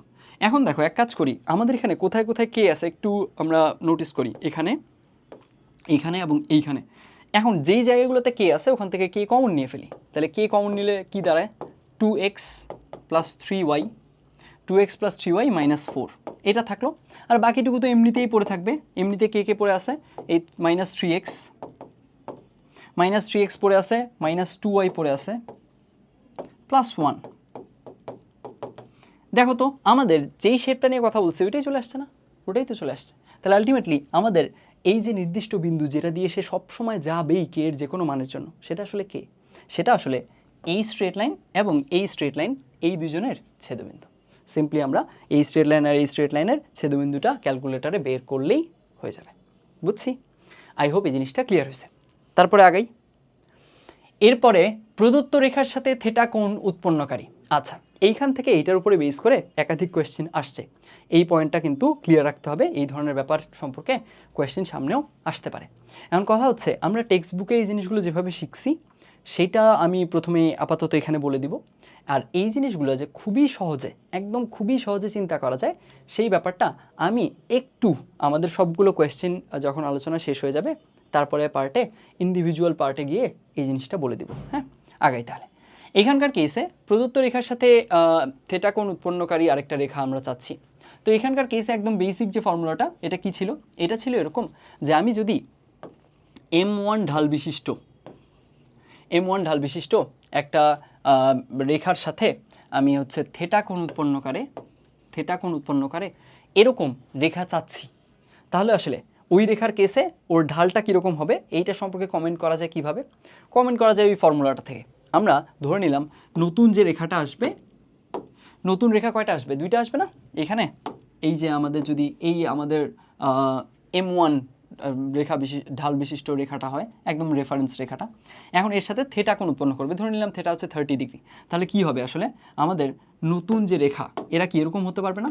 একটা যেতে পারবে এরকম এই দিক বরাবর, আরেকটা যেতে পারবে এই দিক বরাবর, তাই না? আলটিমেটলি কি দেখা যাচ্ছে, এও 30 ডিগ্রি কোণ তৈরি করছে, এও 30 ডিগ্রি কোণ তৈরি করছে, ব্যাপারটা এরকম হতে পারে। দ্যাটস ওয়াই পসিবল রেখার সংখ্যা দুইটা। কিভাবে আসবে সেগুলো যেভাবে আসতে পারে আমরা ধরেই নিচ্ছি যে আমাদের নতুন যে রেখাগুলো আসবে ওদের ঢাল হচ্ছে m ড্যাশ, এটা মনে করো m ড্যাশ থাকলো। m ড্যাশের কেসে এখানে তো আসলে দুইটা রেখা আসবে, তাহলে আমরা m ড্যাশ না ধরে আমরা এক কাজ করি, এটাকে m2 আর m3 ধরি। হ্যাঁ, এখন m2 আর m3 ভ্যালুগুলো কীভাবে আসবে, এইটার কেসে ফর্মুলাটা হচ্ছে এরকম যে tan theta is equal to plus minus m1 minus m2 by 1 plus m1 m2, তাই না? এইখান থেকেই খুব সিম্পলি ওই জিনিসটা চলে আসবে। এখানে দেখো আমাদের কেসে কি হবে, এইখানে আমি যদি প্লাস বসালেই জাস্ট প্লাস চিন্তা করতেছি, তারপর এখানে দেখো থেটার ভ্যালু জানি আমি, m1 এর ভ্যালু জানি, তখন m2 এর ভ্যালু জানতে হবে, সেই কেসে আমি কি করব, সেই কেসে আমি এই মনে করো এইটার ভ্যালু জেনে গেলাম, তারপরে আবার যখন মাইনাস নিব এখানে থেটার ভ্যালু জানি, আবার m1 জানি, এখানে জাস্ট আবারও ঘুরে ফিরে এম টুর জায়গায় তখন মনে করো M3 বসালাম, প্লাস বসালে M2 ধরলাম, মাইনাস বসালে M3 ধরলাম। এরকমভাবে কাজটা করলে ওই দুইটা রেখার ঢাল জেনে যাচ্ছি। তারপরে ওরা কোন পয়েন্ট দিয়ে পাস করতেছে, এই পয়েন্ট দিয়ে পাস করতেছে, তখন এই পয়েন্টটার স্থানাঙ্ক দিয়ে আমি আলটিমেটলি রেখাগুলো জেনে যাচ্ছি। এইভাবে করে আমরা আগাতে পারি। বইয়ে কিন্তু সলিউশনে এই ধরনের প্রবলেমগুলোতে সাধারণত এই অ্যাপ্রোচেই আগানো হয়েছে। এখন কথা হচ্ছে এইটার কেসে আসলে খুব সহজ একটা অ্যাপ্রোচে আগানো যায়, ওইটা আমরা পরে দেখব। আমরা জাস্ট আপাতত এটা কথাবার্তা বলে নেই। এখানকার কেসে কি বলছে, এ দিয়ে অতিক্রমকারী, ঠিক আছে, তার মানে ওই পয়েন্টটা টোটালি দেওয়া আছে, দুইটাই কারেক্ট দেওয়া আছে, তার মানে ওর ভুজকোটি দুইটাই দেওয়া আছে, পয়েন্টটা টোটালি দেওয়া আছে। ইকুয়েশন 1 একটা ইকুয়েশন দেওয়া আছে, ওটা পুরোপুরি দেওয়া আছে কারণ এখানে কারেক্ট মার্ক দেওয়া আছে। এই একটা ইকুয়েশন টোটালি দেওয়া আছে, এর সাথে 45 ডিগ্রি কোণ উৎপন্ন করে, ফাইন। তার মানে আমাদেরকে এমন রেখার সমীকরণ জানতে চাইছে আমাদের কাছে, যেটা কি করবে, এই একটা রেখার সমীকরণ দেওয়া আছে, টোটালি দেওয়া আছে, ওর সাথে 45 ডিগ্রি কোণ তৈরি করবে, আর হচ্ছে আরেকটা পয়েন্ট দিয়ে পাস করবে। এখন ওই যে দুইটা রেখা আসবে, ওই যে হলুদ দুইটা রেখার মতো দুইটা রেখা আসবে, ওদের ইকুয়েশন চাইছে এবং দেখাইতে বলছে যে রেখাদ্বয় পরস্পর লম্ব। বুঝাই যাচ্ছে রেখাদ্বয় পরস্পর লম্ব হবে, 45 ডিগ্রি কোণ উৎপন্ন করতেছে না? সিম্পল কথা, 45 ডিগ্রি কোণ উৎপন্ন করতেছে মানেই তো অবশ্যই তোমার একটা রেখা যদি এরকম হয়, এর সাথে একজন কোণ তৈরি করতেছে, 45 এইদিকে, আরেকজন কোণ তৈরি করবে উল্টা দিকে 45, সো অফকোর্স ওদেরকে পরস্পর লম্ব হইতেই হবে। এটা সবসময় সত্যি। যদি এখানে 30 ডিগ্রি থাকতো তাহলে ওদের নিজেদের মধ্যে কোণ হচ্ছে, একটা কোণ হইতো 60 আর একটা কোণ হইতো 120। এখানে যদি 40 ডিগ্রি কোণ থাকতো তাহলে ওদের পরবর্তীতে যে রেখা দুটা পাইলাম এদের কেসে ওদের মধ্যবর্তী এক পাশের কোণ সূক্ষ্ম কোণটা হইতো 80 আর অন্য পাশে আসতো কত, অন্য পাশে আসতো 100 ডিগ্রি, এরকমভাবে কোণগুলো আসতো। এখন এখানকার কেসে আমরা তাহলে কী করতাম, এখানকার কেসে ইকুয়েশন 1 এইখানে এর ঢাল নিতাম, এর সাথে 45 ডিগ্রি কোণ বসাই দিলে আমরা 45 ডিগ্রি কোণ তৈরি করবে এরকম দুইটা রেখার ঢাল পাইতাম, ওগুলা এই পয়েন্ট দিয়ে পাস করবে। তখন ওই পয়েন্ট দিয়ে পাস করানোর কেসে আমরা যদি y minus y1 is equal two m into x minus x1 এই জিনিসটা অ্যাপ্লাই করি, তখন সেখান থেকে দুইটা ইকুয়েশন পেয়ে যেতাম, ইকুয়েশন 2 ইকুয়েশন 3। এখন বলছে দেখাও যে রেখাদ্বয় পরস্পর লম্ব, তারপরে আমরা দেখাতে পারতাম রেখাদ্বয় পরস্পর লম্ব কীভাবে। রেখা দুইটার কেসে আমরা ইকুয়েশন 2 ইকুয়েশন 3 টোটাল ইকুয়েশন জেনে গেছি, মানে তো অবশ্যই আগেই এদের ঢাল জেনে গেছি। এখন ঢাল দুইটা গুণ করলে যদি -1 আসে তাহলে রেখাদ্বয় পরস্পর লম্ব। বুঝছি গেছে? এখন কথা হচ্ছে এইখানকার কেসে আসলে এই যে রেখাদ্বয় পরস্পর লম্ব, এইটার কেসে সবসময় তুমি ওদের ঢাল দুইটার গুণফল -1 পাবা না, সবসময় কিন্তু পাবা না। অ্যান্ড এই কারণে বৃত্তের দু একটা প্রবলেমে তুমি কিন্তু আনসার লুজ করবা, ওটা বৃত্ত চ্যাপ্টারে গিয়ে দেখাবো, ওগুলো আমাদের টিপিক্যাল বইতে ওই সলিউশনগুলো আংশিক সলিউশন আছে, ওই জিনিসগুলো আমরা পরে আলোচনা করব। জাস্ট আপাতত এইটুকু জেনে রাখি, সবসময় আসলে পরস্পর লম্ব হবে না। কোন কেসটাতে শুধু হবে না সেটা একটু বুঝি। আমাদের যখন রেখাগুলা এক্স অক্ষের অথবা ওয়াই অক্ষের সমান্তরাল এইরকমভাবে যখন থাকবে তখন তারা পরস্পর লম্ব হবে, কিন্তু ওদের ঢালের গুণফল -1 হবে না, বুঝাই যাচ্ছে তাই না? আলটিমেটলি ওদের কেসে যে এক্স অক্ষের যে সমান্তরাল ওর ঢাল হচ্ছে কত, ওর ঢাল তো 0, কিন্তু আমি তো ওয়াই অক্ষের যে সমান্তরাল তার তো ঢাল ডিফাইন করতে পারতেছি না, তো 0-র সাথে আমি কত গুণ করতেছি ওই জিনিসটা তো অলরেডি আমি ডিফাইন করিনি, তো কীভাবে -1 আসবে? সেই কারণে ওইখানকার কেসে ওই কেসটা সম্পর্কে একটু সতর্ক থাকতে হবে। ফাইন, যথেষ্ট কথা বলা হয়েছে, তারপরে আগে আবারও সেম টপিক, যে একটা রেখার সাথে একটা সার্টেন অ্যাঙ্গেল ক্রিয়েট করছে এরকম রেখা। এখানে দেখো এইটা 18-19 সেশনে আসছিল, এখানে বলা ছিল যে এ হচ্ছে একটা বর্গের একটা শীর্ষ থাকলো, এরপরে বলে দেওয়া ছিল ওই বর্গের একটা কর্ণ হচ্ছে একটা কর্ণের সমীকরণ এত।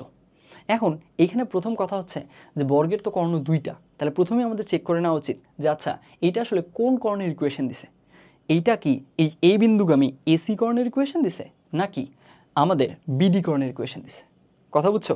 আমাদের এখানে বলেই দিছিল যে একটা বিন্দু, এই বিন্দুটা বর্গের একটা শীর্ষ, ঠিক আছে, তাহলে ও বিন্দুটাকে এই ABCD বর্গের একটা শীর্ষ রাখছি। এখন কথা হচ্ছে এই বর্গটার দুইটা কর্ণ আছে, দুইটা কর্ণের মাঝে আমাকে স্পেসিফাই করে বলে দেয়নি যে কোন কর্ণটার ইকুয়েশন দিছে, বলে দিছে যে ওই বর্গের একটা কর্ণের ইকুয়েশন এটা। তাহলে এখন এইখানে সবার আগে আমার ওইটা ডিফাইন করা উচিত যে আচ্ছা এইটা আসলে কোন কর্ণটার ইকুয়েশন দিছে। তো এই কারণে সবার আগে আমরা কি চেক করা উচিত যে আমাদের ওই যে ইকুয়েশনটা দেওয়া আছে ওইটাতে আমরা এ যদি বসায় দিই তাহলে ওটা সিদ্ধ হচ্ছে কিনা। যদি এ বসায় দিয়ে সিদ্ধ হয় তাহলে আসলে এসি কর্ণের ইকুয়েশন দেওয়া আছে, আর যদি সিদ্ধ না হয় তাহলে আসলে বিডি কর্ণের ইকুয়েশন দেওয়া আছে। এখন এইখানে কোয়েশ্চেনটা একদম স্কেলেটন ফর্মটা তোলার জন্য আমি যে কাজটা করছি, বর্গটা জাস্ট এখানে গ্রাফিক্যালি দেখাইছি, তারপরে এখানে আসলে আমরা এই পয়েন্টটা ওখানে বসাই দিলে সিদ্ধ হয় না, তো যার কারণে বোঝাই যাচ্ছে আসলে কোন কর্ণটা দেওয়া আছে, এই কর্ণটা দেওয়া আছে, বিডি কর্ণ দেওয়া আছে। তাহলে এখানকার গিভেন ইনফরমেশন কী কী, এ বিন্দুর স্থানাঙ্ক দেওয়া আছে থাকলো, এরপরে দেখো বিডির ইকুয়েশন দেওয়া আছে, এই যে বিডির ইকুয়েশন দেওয়া আছে এটা থাকলো, আর আমাদের কাছে এ বির ইকুয়েশন চাইছে আর এডির ইকুয়েশন চাইছে, মানে এক কথা ডিরেক্টলি বলছে এই বিন্দু দিয়ে পাস করে এরকম রেখা দুইটার ইকুয়েশন আমাকে বের করে দাও। তো এখানকার কেসে আমরা কী করতে পারি, আবারও ঘুরে ফিরে আগের মতোই কাজ, তাই না? আলটিমেটলি এখানে বোঝাই যাচ্ছে যে আমরা যে কাজটা করতে পারি, এই বিডির সাথে এই যে এই কোণটা 45, আবার এই কোণটাও 45, তাহলে আমরা কাজ করি এই বিডির সাথে 45 ডিগ্রি অ্যাঙ্গেল ক্রিয়েট করে এরকম দুটো রেখার ঢাল বের করে নিলাম, বের করে নেওয়ার পরে তাহলে কি এর ঢাল বের হলো, এর ঢাল বের হলো, এর ঢালই তো এর ঢাল, কারণ কি বর্গের বিপরীত বাহুগুলো পরস্পর কি প্যারালাল না, তাহলে ঢাল তো চেঞ্জ হবে না। তাহলে ঢাল জেনে গেছি, তারপরে এর ঢাল জানি, এর ঢাল জানি, আবার এই দুইটা রেখায় এই পয়েন্ট দিয়ে পাস করে, শেষ তো। ঢাল জানি, বিন্দু জানি, রেখার সমীকরণ পারবো, ঢাল জানি, বিন্দু জানি, রেখার সমীকরণ পারবো। বুঝা গেছে? এই জিনিসগুলো কিন্তু পারতে হবে, এই ধরনের প্রবলেম আমাদের আসে। এখন এখানকার কেসে এখন এই ধরনের প্রবলেমে আমার তোমাদের জন্য টাস্ক হচ্ছে এই যে তোমার হচ্ছে একটা কর্ণের সমীকরণ দেওয়া আছে বা একটা বাহুর সমীকরণ দেওয়া আছে, এই ধরনের প্রবলেমগুলো যখন পাবা, এটা তুমি এখানে তো বর্গ দিয়ে দিছে, এখানে বর্গ দিয়ে দিছে, আয়ত দিয়ে দিতে পারে, এই ধরনের কেসে ট্রাই করবা তুমি সবগুলো জিনিস বের করতে পারো কিনা, সবগুলো এলিমেন্ট সেই জিনিসটার ফ্লুইডিটি আনার ট্রাই করবা। মানে কীরকম, মানে এই প্রবলেমটা যখন তুমি সলভ করতেছো তখন তোমার আসলে একটু টার্গেট রাখা উচিত, আচ্ছা এখানে যদি সি বিন্দুটার স্থানাঙ্ক চাইতো তাও আমি পারতাম কিনা, এইটা জিনিস বের করার। বুঝছি? এই ধরনের প্রবলেম টেক্সট বুকেও আছে, ওটা আয়ত দিয়ে আছে। আয়তর কেসে কনফিগারেশন একটা না, ডাবল কনফিগারেশন পসিবল, দুইটা আয়ত পসিবল, তখন কিন্তু শীর্ষ অনেকগুলো হয়ে যাবে, তুমি সবগুলো শীর্ষ বের করতে পারো কিনা, অর্থাৎ এই ধরনের কাজে তোমার ওই স্কিলটা আছে কিনা, যে কোনো এলিমেন্ট দিলে আমি পারবো, এই স্কিলটা আছে কিনা এটা একটু চেক করে নিও। ফাইন, আই হোপ এই জিনিসটা বলা হয়ে গেছে, এটার অ্যাপ্রোচটা এটা আমরা বুঝছি। তারপরে আগে এই যে সমবিন্দু রেখাত্রয়, এটার কথা তো বলছি অলরেডি। সমবিন্দু রেখাত্রয় মানে কি, তিনটা রেখার কেসে ওদের আসলে কি হবে, পরস্পর ওরা আসলে এমন একটা বিন্দু আছে যেটা দিয়ে তিনজনই পাস করে। এখন এই যে এমন একটা বিন্দু আছে তিনজনই পাস করে, অর্থাৎ তারা সমবিন্দু রেখা হয়ে গেছে। সমবিন্দু রেখাত্রয়ের গেছে শর্ত কী ছিল, ওই যে বলে দিছিলাম, তিনটা রেখা আমরা যদি এভাবে চিন্তা করি, a1x plus b1y plus c1 is equal to 0, a2x plus b2y plus c2 is equal to 0, আর a3x plus b3y plus c3 is equal to 0, তাহলে এই যে এদের সহগগুলা a1 a2 a3 b1 b2 b3 c1 c2 c3, এদেরকে নিয়ে আমি যে আটা বানাবো, ডিটারমিনেন্টটা বা নির্ণায়কটা বানাবো, সেই নির্ণায়কের ভ্যালু আসবে 0, আসতেই হবে। বুঝছি? তো সেখানকার কেসে আমরা এইখান থেকে ওই জিনিসটা ফর্ম করলে 0 আসবে, যেহেতু এখানে মড দেওয়ার প্রয়োজন নাই। আচ্ছা, এখানকার কেসে দেখো এখানে কি দেওয়া ছিল, তাহলে একটু আমরা খেয়াল করি। ইকুয়েশন 1, এখানকার মাঝে ইকুয়েশন 1 এরকম দেওয়া ছিল, এই যে অজানা b দেওয়া আছে। তারপরে ইকুয়েশন 2 দেওয়া ছিল, এখানকার মাঝে অজানা b চলে আসছে। আর ইকুয়েশন 3 টোটালি হুবহু দেওয়া ছিল, একদম, মানে এখানে কোনো অজানা তথ্য নেই, পুরোটাই একদম স্পষ্ট দেওয়া আছে সব কিছুই। তাহলে এখান থেকে দেখো আমরা কি করতে পারবো, আমরা ডিটারমিনেন্টটা ফর্ম করে জাস্ট ওটার মান 0 হচ্ছে যার জন্য সেই জিনিসটা বের করব। তাহলে 2 4 এখানে গিভেন, তারপরে হচ্ছে b -1 আর কত, এখানে এটা গিভেন, তারপরে হচ্ছে 4 -2b এটা গিভেন। এই জিনিসটার মান কখন 0 হয় এটা চেক করলেই হয়ে যাবে, এখান থেকে b এর মানটা আমরা পেয়ে যাব। ফাইন, এই তো এই জিনিস চলে গেল। আই হোপ এই জিনিসটা আমরা সবাই পারতাম। এরপরে আসি লম্ব রেখা আর সমান্তরাল রেখা, এইখান থেকে সবচেয়ে বেশি কোয়েশ্চেন আসছে। এইটা টপিক, লম্ব সমান্তরাল, এগুলো সম্পর্কে কোনো ডাউট রাখা যাবে না। বুঝছি? এখন দেখো একটু বেসিকগুলো রিকল করে নিই। কী হয়, আমাদের দুইটা রেখা যদি পরস্পর সমান্তরাল হয় তাহলে আসলে ওদের ঢাল দুইটা কি হয়, ইকুয়াল হয়, তাই না? আর যদি লম্ব হয় তাহলে আসলে ওদের ঢাল দ্বয়ের গুণফল -1 হয়, except they are parallel to the axes, অর্থাৎ এক্স এক্সিস আর ওয়াই এক্সিসের প্যারালাল হওয়া যাবে না। প্যারালাল হলে তখন আসলে ওদের ঢালের গুণফল আর -1 আসবে না। এখন এইবার এখন এইগুলোর কেসে লম্বরেখা আর সমান্তরাল রেখার কেসে সাধারণত যে ধরনের প্রবলেম আসে সেটা হচ্ছে তোমাকে স্পষ্ট এই ক্লুটা দেওয়া থাকে যে এইখানে এই একটা রেখাকে ডিফাইন করতে পারবা তুমি, ওর সমীকরণ সামহাও আনতে পারবা, ওর লম্বরেখার সমীকরণ লাগবে যেটা আরেকটা পয়েন্ট দিয়ে পাস করবে। কি বললাম? তাহলে ওর লম্বরেখার সমীকরণ লাগবে যেটা আরেকটা পয়েন্ট দিয়ে পাস করবে। এখন এখানকার কেসে তুমি খুব সিম্পলি যেটা করতে পারো যে প্রথমের যে রেফারেন্স রেখাটা ওটার সমীকরণ মনে করো নিয়ে আসছো, এটা আসছে a1x plus b1y plus c1 is equal to 0 আসছে। এখন এরপরে এর উপরে লম্ব এবং আলফা বিটা পয়েন্ট দিয়ে পাস করে এরকম একটা রেখার সমীকরণ তুমি চাচ্ছ।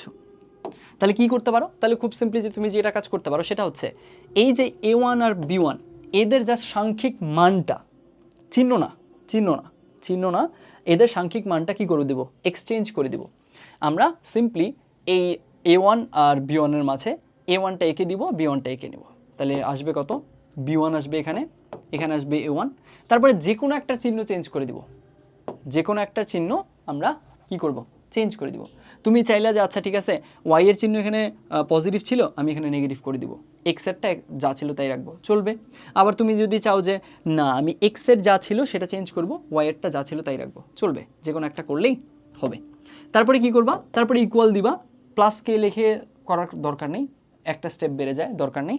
তুমি সিম্পলি ইকুয়াল দিবা, তারপরে কি করবা? এক্স আর ওয়াইয়ের জায়গায় এই আলফা বিটা দিয়ে সিদ্ধ করে দিবা ডান পাশে, তাহলেই হয়ে যাবে। তাহলে b1 আলফা মাইনাস a1 কত? বিটা। এই তো, এইটা করলেই আমাদের আসলে কি হয়ে যায়? এই রেখার লম্ব এবং এই রেখার উপরে লম্ব এবং এই বিন্দু দিয়ে পাস করে এরকম ইকুয়েশন পাওয়া যায়। এখন আমি পার্সোনালি যেটা প্রেফার করতাম সেটা হচ্ছে আমি আসলে এইভাবে করাটা পছন্দ করতাম না। আমার কাছে মনে হতো যে আচ্ছা এইভাবে করা যায়, সমস্যা নেই, কোনো আপত্তি নেই, একই জিনিস। জাস্ট আমার কাছে ইজি মনে হতো যে এটা ঢাল নিয়ে কাজ করা। এটা দেখেই তো এর ঢাল বলা যায়, একটা স্ট্রেট লাইন দেখে আমরা এর ঢাল বলতে পারি না? পারি তো। সেটা কীরকম দেখো, যদি a1x plus b1y plus c1 is equal to 0 এই শেপে কোনো একটা স্ট্রেট লাইন থাকে, এর কেসে এর ঢাল কি হবে? এর ঢাল হবে মাইনাস কি হবে? এক্সের সহগ বাই ওয়াইয়ের সহগ, এক্সের কোএফিসিয়েন্ট বাই হচ্ছে ওয়াইয়ের কোএফিসিয়েন্ট। এটা তো খুব সহজে কীভাবে আসে তো আমরা বুঝি। এখানকার কেসে খুব সিম্পলি আমরা এটাকে y is equal to mx plus সিতে নিয়ে যাওয়ার ট্রাই করব। mx প্লাস সিতে যদি নিয়ে যাওয়ার ট্রাই করি তাহলে আসলে কী হবে বলো তো? mx প্লাস সিতে নিয়ে যাওয়ার ট্রাই করলে এই ব্যাপারটাকে, এই টার্মটাকে ডানে পার করতে হচ্ছে, তাহলে মাইনাস a1x হচ্ছে। তারপরে সেখান থেকে এই যে b1 দিয়ে ভাগ দিতে হচ্ছে, কারণ ওয়াইয়ের সামনে সহগ তো 1 হতে হবে। তার মানে বোঝাই যাচ্ছে তাহলে কি হচ্ছে, এক্সের সহগকে আমরা কি করতেছি? মাইনাস করতেছি, যে ডানে পার করতেছি, পক্ষান্তর করতেছি, মাইনাস হয়ে যাবে, আর ওয়াইয়ের সহগ দিয়ে ভাগ দিচ্ছি, তাই তো করছি, বুঝছি? ঢালের মানটা তাহলে কি আসবে? মাইনাস এক্সের সহগ বাই ওয়াইয়ের সহগ আসে। এখন এখানকার কেসে খুব কমন একটা মিস্টেক তোমরা যেটা করো, এইটা জানার পরে এক্স আর ওয়াই দুই পাশে আছে, ধরে নিলাম এই শেপে আছে যে a1x is equal two b1y plus c1, এই শেপে তো তখন তুমি আর এই কাজ করতে পারবা না, কারণ তোমাকে তো এক পাশে নিতে হবে, এক পাশে নিলে তখন তুমি এটা বলতে পারবা।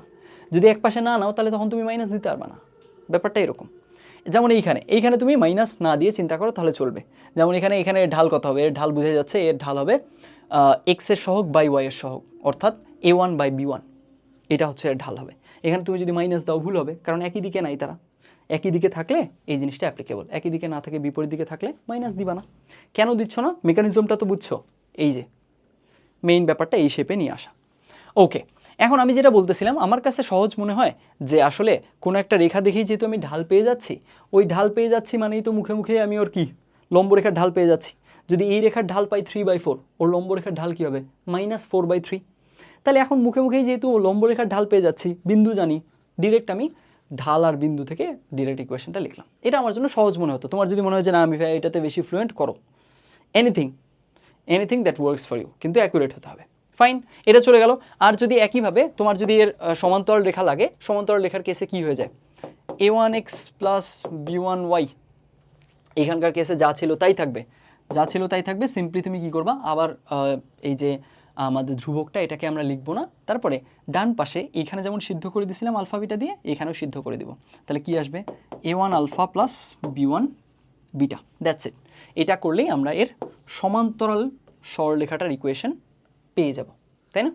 এখন এইখানকার কেসেও আমার কাছে মনে হতো একে দেখেই তো আমি এর ঢাল জানি, তাহলে ওর সমান্তরাল রেখার ঢাল তো ওইটাই, কারণ আমরা জানি দুইটা রেখা পরস্পর সমান্তরাল হলে ওদের ঢাল সমান। এখন তার মানে ওকে দেখে ওর ঢাল জানি, ওর সমান্তরাল রেখার ঢাল জানি, এক্সট্রা করে কোনো কিছু লেখার দরকার নেই, ঢাল জানি, এই বিন্দু দেওয়া আছে, ঢাল বিন্দু দিয়ে ডিরেক্ট ইকুয়েশন, কাজ শেষ। আমার এখানে রেখার সমীকরণ পেয়ে গেলাম। এখন তুমি যেটা পছন্দ সেটা করো। ওকে, আগাই তাহলে আমরা মোটামুটি একদম বেসিকগুলো আলোচনা করে ফেলছি। এইখানে ওর ইকুয়েশন নাম্বার 1 এটা দেওয়া ছিল এইভাবে, a - 1x + y = a, R equation 2 বলে দিছিল যে b, 0 এবং 2 2 বিন্দুগামী থাকলো।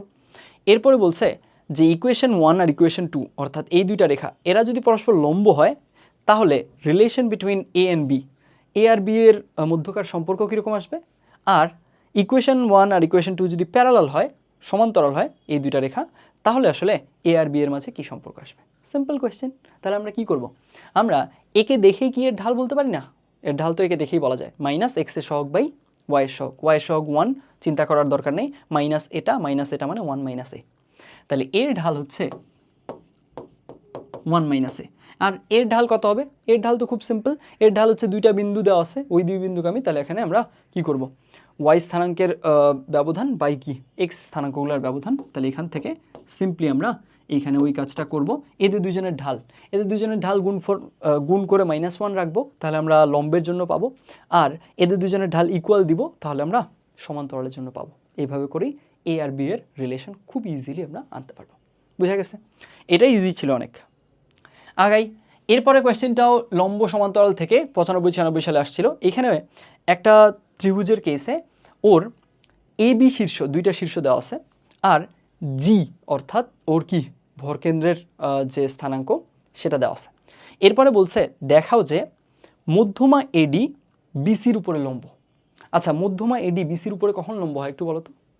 মধ্যমা এডিটা বিসির উপরে লম্ব হয় যখন ওই ত্রিভুজটা কি হবে, মাস্ট বি সমদ্বিবাহু হইতে হবে।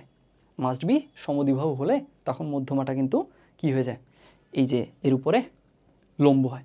এখানকার কেসে সমবাহু হলেও চলবে, আর এখানে এই যে এডি মধ্যমা বলছে, তার মানে এ বিন্দুর সাথে যে রেখা দুইটা আছে তারা পরস্পর সমান। মানে এক কথা আমি যেটা মিন করতেছি সেটা হচ্ছে এইটা, এই কথাটা আমি মিন করছি যে এইখানে যদি তুমি এই বিন্দু থেকে এর উপরে লম্ব আঁকছো, লম্ব আঁকার পরে তুমি দেখছো যে এই জিনিসটা এর মধ্যবিন্দুতেই ছেদ করছে, এই ঘটনাটাই তো এখানে ঘটতেছে, তাহলে আলটিমেটলি বুঝাই যাচ্ছে এই পার্ট সমান, এই পার্ট সমান মানে কি আসলে?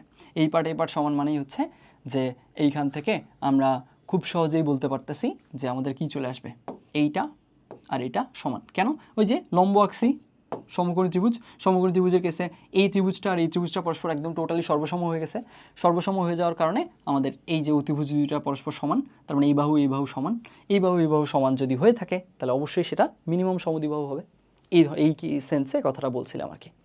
আচ্ছা, যাই হোক, এখন এখানে আমরা প্রবলেমে দেখি যে এখানে আসলে কি করতে পারি। খেয়াল করো, এখানে আমাদের দুইটা শীর্ষ এ বি দেওয়া আছে, সি দেওয়া নাই। তাহলে আমরা এইখান থেকে যেহেতু ওর ভরকেন্দ্র জানি, তার ভরকেন্দ্র ফর্মুলা জানি যে আমাদের কি হয়ে যায়, ভরকেন্দ্রের কেসে ওর শীর্ষ তিনটার ভুজের মানগুলোর যোগফল বাই 3, ঠিক একইভাবে কোটির মানগুলোর যোগফল বাই 3, তাই না? তাহলে এখান থেকে আমরা কি করতে পারি, আমরা এখান থেকে এই ফর্মুলা থেকে খুব সিম্পলি আমরা যেহেতু এ বি শীর্ষটা জানি, সি শীর্ষটা খুবই ইজিলি আমরা এখান থেকে বের করতে পারবো, তাই না? খুবই ইজিলি যদি বের করতে পারি তাহলে আমাদের তিনটা শীর্ষই জানা হয়ে গেল, এর জানা শেষ, বি জানা শেষ, সি জানা শেষ। এখন এখানে বলছে আমাদের এডিটা বিসির উপরে লম্ব, তাহলে বোঝাই যাচ্ছে ডিটা বলে দিছে যে মধ্যমা এডি কথাটার মাধ্যমেই বোঝা যাচ্ছে এই ডি বিন্দুটা হচ্ছে আসলে কি, ডি বিন্দুটা হচ্ছে বিসির মধ্যবিন্দু। কারণ মধ্যমা বলছি মানে কি, আমি যদি বলি মধ্যমা এডি, তার মানে অবশ্যই এই ডিটাকে বিসির মধ্যবিন্দু হইতেই হবে, আদারওয়াইজ আমি মধ্যমা বলতাম না। তাহলে এখানে আমরা কাজ করতে পারি, আমরা এডির ঢাল বের করব, বিসির ঢাল বের করব, দেখাবো যে এই ঢাল দুইটার গুণফল -1, দ্যাটস ইট। তাহলে বিসির ঢাল কীভাবে বের করব, এ বি জানি, সি জানি, বিসির ঢাল পেয়ে যাব। আর এ ডি, এখন দেখো এখানে ডি হচ্ছে বিসির মধ্যবিন্দু, তাহলে বুঝাই যাচ্ছে যে বি আর সি যেহেতু জানি, টিও জানবো, সিম্পলি মধ্যবিন্দু তো বের করতে পারবো। এরপরে এডির ঢাল বের করব, এডির ঢাল বিসির ঢাল বের করে ওদের দুজনের গুণফল -1 দেখালেই আমাদের কাজ শেষ। বুঝা গেছে পয়েন্টটা? এইখানে আমি ওই মধ্যমা আসলে এর উপরে লম্ব হলে এটা যে সমদ্বিবাহু হয় মিনিমাম, ওই ব্যাপারটা বলতে গিয়ে কি একটু টাইম বেশি নিয়ে ফেললাম? যাই হোক, আই হোপ ওই জিনিসটাও ক্লিয়ার হয়েছে। আগাই, দেখো এরপরে বলছে এটা 96 97 আসছিল, এখানে একটা ত্রিভুজে 3টা শীর্ষই দেওয়া আছে, এ বি সি 3টাই দেওয়া আছে। এরপরে বলছে এপি যদি বিসির উপরে লম্ব হয়, এখানে মধ্যমা বা ওই ধরনের কোনো তথ্য বলেনি, তার মানে এপি সিম্পলি একটা রেখা, এটা বিসির উপরে লম্ব, তাহলে ইকুয়েশন অফ এপি রেখাটার ইকুয়েশন চাওয়া হয়েছে। তাহলে সিম্পল, আমরা এখানে দেখো এখানে আমাদের 3টা বিন্দুরই স্থানাঙ্ক আছে, তাহলে এখানে তো বলেই দিছে যে এপি রেখাটা বিসির উপরে লম্ব। এক কাজ করি, আমরা তো বি এর স্থানাঙ্ক জানি, সি এর স্থানাঙ্ক জানি, বিসির ঢাল বের করে ফেলি, এম বিসি, এই জিনিসটা বের করে ফেললাম, থাকলো। এম বিসি যদি জানি, আবার বিসি রেখার উপরে তো এপি লম্ব, তাহলে একটা রেখার ঢাল যদি জানি, ওর লম্ব রেখার ঢাল জানবো না, ইজিলি জানবো। তাহলে এখানে এম এপি জেনে যাব একদম মুখে মুখেই, এম এপি যদি জেনে যাই আর এখানে এ বিন্দুর স্থানাঙ্ক জানি, তাহলে একটা রেখার ঢাল জানি আর ও একটা বিন্দু দিয়ে পাস করবে এইটুকু জানি, তাহলে সমীকরণ গঠন করতে পারবো না? অফকোর্স পারবো, আগাবো। বুঝছি, এই ধরনের কেসগুলোতে তোমরা অনেকে হচ্ছে সমীকরণ দিয়ে আগাতে পারো, কোনো সমস্যা নেই, তোমার আনসার ঠিক হলেই তো হলো।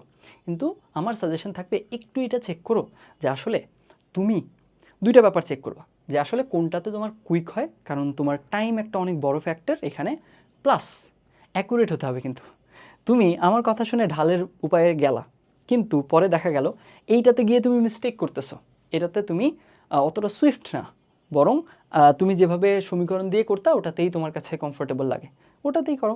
জাস্ট চেষ্টা করো টাইমটা যাতে আমাদের কী লাগে, রিজনেবল হয়, রিজনেবল অ্যামাউন্ট অফ টাইম নিতে হবে, বেশি টাইম নেওয়া যাবে না, অ্যান্ড অ্যাকুরেট হতে হবে। অ্যাকুরেট হওয়াটা খুব জরুরি, বুঝছি। আচ্ছা, সমীকরণ দিয়ে করা বলতে আমি কি মিন করছি, ক্লিয়ার হয়েছে? সমীকরণ দিয়ে বলতে অনেকে মনে করো বি আর সি জানি, তাহলে বিসির সমীকরণটা বের করলাম, তারপরে ওর উপর লম্বরেখার সমীকরণ যেটা এই বিন্দু দিয়ে পাস করবে, একই জিনিস করতে পারো। জাস্ট টাইমটার দিকে খেয়াল রেখো, অ্যাকুরেসির দিকে খেয়াল রাখো। এরপরে আসো আবার ওই লম্ব সমান্তরাল থেকেই কোয়েশ্চেন 96 97-এ। এইবার বলছে এ পয়েন্ট ক্লিয়ারলি দেওয়া আছে, বি পয়েন্ট ক্লিয়ারলি দেওয়া আছে। এইবার বলছে এ বির লম্ব সমদ্বিখণ্ডকের সমীকরণ। ইজি, খুবই ইজি, সিম্পল। আমাদের তাহলে এ দেওয়া আছে, বি দেওয়া আছে, থাকলো এ আর বি। এরপরে এ বি যদি দেওয়া থাকে, এ বি সিম্পলি যদি দেওয়া থাকে, এখন এ বি লম্ব সমদ্বিখণ্ডক। লম্ব সমদ্বিখণ্ডক মানে কি, এর উপর লম্ব হবে আবার সমান 2 ভাগে ভাগ করবে, অর্থাৎ এদের মধ্যবিন্দু দিয়ে পাস করবে। তাহলে মধ্যবিন্দু দিয়ে পাস করাই দিই, সিম্পল। তাহলে এই রেখাটার, এই যে এই রেখাটা, এই হলুদ রেখাটার ইকুয়েশন চাইছে।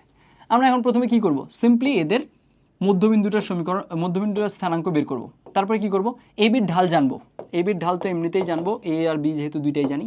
এরপরে তাহলে ওর লম্ব রেখার ঢাল, মনে করো এই রেখাটার নাম দিলাম এম এন, এই এম এন রেখার ঢাল জানবো যেহেতু এটা জানি। তারপরে এটা সি বিন্দু দিয়ে পাস করে, সিম্পল, একদম সহজ জিনিস। এগুলো কিন্তু খুব কুইকলি পারতে হবে এই ধরনের সহজ জিনিস আসলে। তাহলে লম্ব সমদ্বিখণ্ডক এই জিনিসটার সমীকরণ আই গেস পারবো আমরা। আগে প্রতিবিম্ব, আচ্ছা প্রতিবিম্ব থেকে একটা কোয়েশ্চেন আসছিল 1-2 সালে।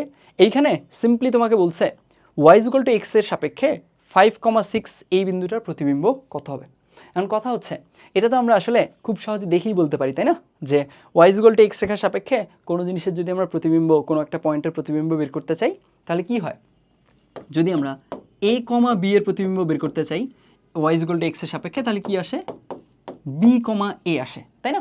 তাহলে এখানকার কেসে আমাদের তো খুব সহজে একদম দেখেই ডিরেক্ট, মানে জাস্ট দেখেই বলে দেওয়া যাচ্ছে 5, 6 এর প্রতিবিম্ব এর সাপেক্ষে হবে 6, 5, কথা শেষ। এখন আমার কাছে মনে হয়, আমার সাজেশন থাকবে যে এইটার কেসে একটু করে দেখালে মনে হয় বেটার হয়, যেহেতু 10 মার্কের কোয়েশ্চেন এখানে। তাহলে করে দেখানোর কেসে আমরা কি করতে পারি, আগাই এখানকার কেসে আমরা দেখতেছি যে এই যে y=x এর সাপেক্ষে, তার মানে ওটা একটা আয়নার মতো কাজ করলো। এই মনে করো আমাদের y=x থাকলো, আর এখানে আমাদের একটা পয়েন্ট আছে 5,6, তাই না? তাই এই ধরে নিলাম 5,6 আছে।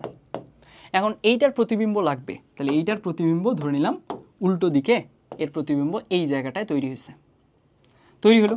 এখন প্রতিবিম্বের নেচার কি, প্রতিবিম্বের নেচার হচ্ছে যে ও আসলে কি হয়, বস্তু যত দূরে প্রতিবিম্ব তত দূরে, এই ডিস্টেন্স আর এই ডিস্টেন্স সেম হবে, তার মানে এই পয়েন্টটা এদের দুজনের মধ্যবিন্দু হবে।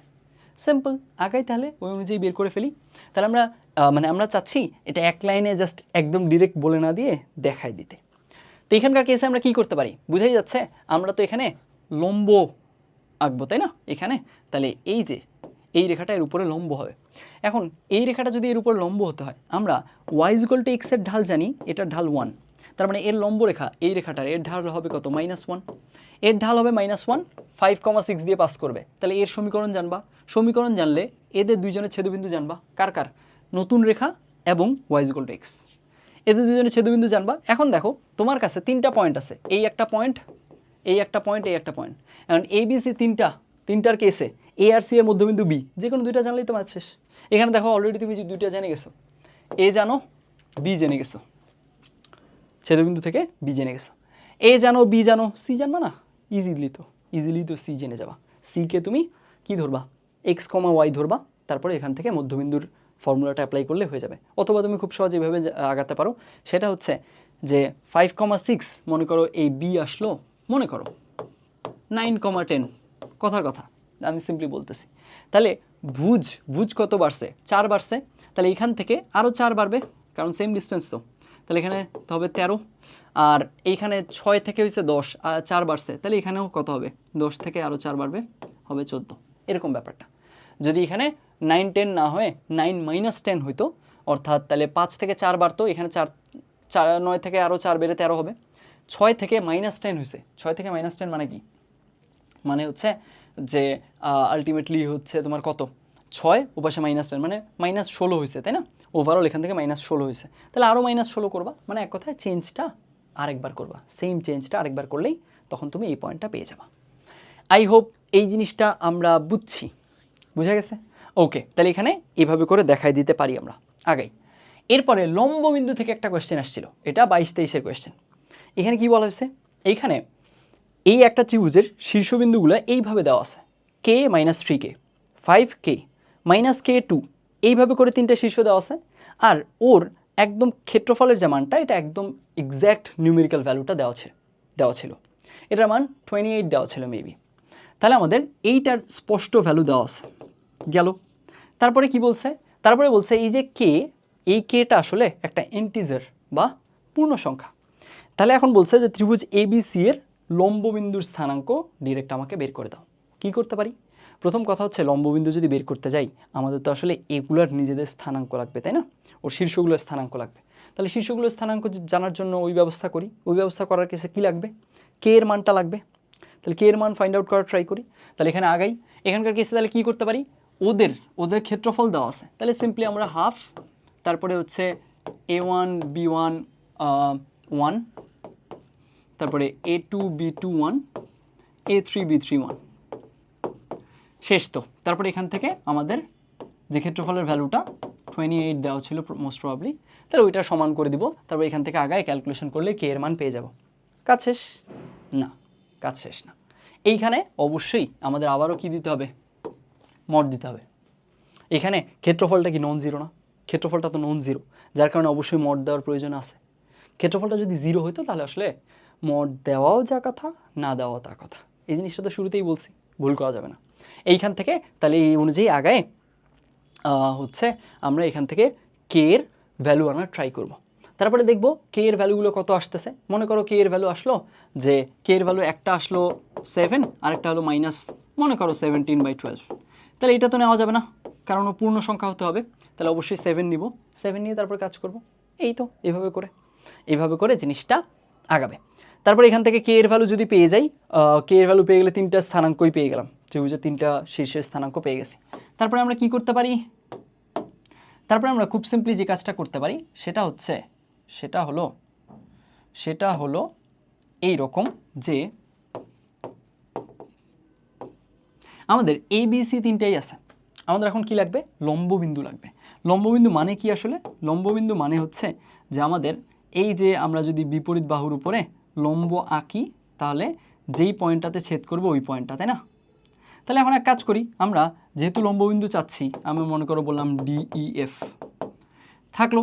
এখন লম্ববিন্দু চাওয়ার কেসে এইখানে তুমি খেয়াল করো তো, এইখানে আমরা এটা বলতে পারবো না যে ADটা BCর উপরে লম্ব, বুঝলাম, ভালো কথা। এখন কথা হচ্ছে A তো আমি টোটালি জানি, B টোটালি জানি, C টোটালি জানি। এখন তার মানে আমরা কি দেখতেছি, তার মানে আমরা দেখতেছি যে আচ্ছা আমরা লম্ববিন্দুকে যদি x, y বলে ডিফাইন করি, এই BC, এই AD তো BCর উপরে লম্ব, তার মানে অবশ্যই বিসির ঢাল আর এডির ঢাল এই দুইটা গুণ করলে কি আসবে? -1 আসবে। আগাই তাহলে ওই অনুযায়ী আগাবো। তাহলে এখানকার কেসে কি হতে পারে দেখো, এখানকার কেসে বিসির ঢাল স্পষ্ট জানি, কারণ বি স্পষ্ট জানি, সিও স্পষ্ট জানি, তার মানে বিসির ঢাল টোটালি জানি, একদম ক্লিয়ারলি জানি। এখন এডির ঢালের কেসে কিন্তু আমাদের কি লিখবো? এডির ঢালের কেসে আমরা এ পয়েন্ট ক্লিয়ারলি জানি, আর এইটা কি, এই যে ওইটা কি লম্ববিন্দুটাকে ধারণ করে না? এডি তো লম্ববিন্দুকে ধারণ করে, লম্ববিন্দুটাকে মনে করো ও পয়েন্ট বললাম। তাহলে ও এর কেসে ও এর স্থানাঙ্ক তো এক্স কমা ওয়াই, তাহলে এখানে আমি কি করব? এডির ঢাল মানে এ ওর ঢাল, এ ও আর এডি তো সেম, তাহলে বোঝাই যাচ্ছে তার মানে এ ওর ঢালটা আমি বাস্তবায়ন করার ট্রাই করব। কেমনে? মনে করো এ পয়েন্ট পাইছি 2,3, তাহলে কি করব? তাহলে লিখবো এখানে y-3/x-2। এই তো এখান থেকে এটা তো ক্লিয়ারলি জানি, এদের দুজনের গুণফল হতে হবে -1। Okay fine. এইখান থেকে তার মানে এক্স আর ওয়াই এর একটা রিলেশন পাবো।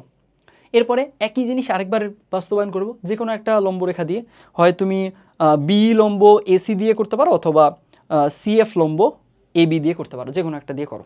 এখন আরেকবার কেন বাস্তবায়ন করতে হবে? এখানে তো আসলে অজানা জিনিস আমাদের মিনিমাম দুইটা ইকুয়েশন লাগবে। এখান থেকে একটা ইকুয়েশন পেয়ে গেছি, আরেকটা জায়গা থেকে আরেকটা ইকুয়েশন পাবো, সমাধান করলেই লম্ববিন্দু বের হয়ে যাবে। বোঝা গেছে? এই ছিল এখানকার ব্যাপার। তাহলে আই হোপ এই জিনিসটা ক্লিয়ার হয়েছে। সতর্কতা যেগুলো বলবো ওগুলো মেনটেন করতে হবে, কিন্তু ওগুলোর কেসে ভুল করা যাবে না, কারণ প্রসিজারও মার্ক আছে। আচ্ছা, এরপরে দেখো, এরপরের যে ব্যাপারটা সেটা হচ্ছে বিন্দু থেকে রেখার দূরত্ব। এটার বেসিকটা কি ছিল? এটার বেসিকটা এমন ছিল যে আমাদের যদি মনে করো একটা বিন্দু হচ্ছে আলফা বিটা হয়, আর আমাদের একটা রেখার সমীকরণ হচ্ছে a1x plus b1y plus c1 = 0। এখন এখান থেকে এই বিন্দু থেকে এই রেখার আমি লম্ব দূরত্ব জানতে চাচ্ছি, তাহলে দূরত্বটা কি হবে?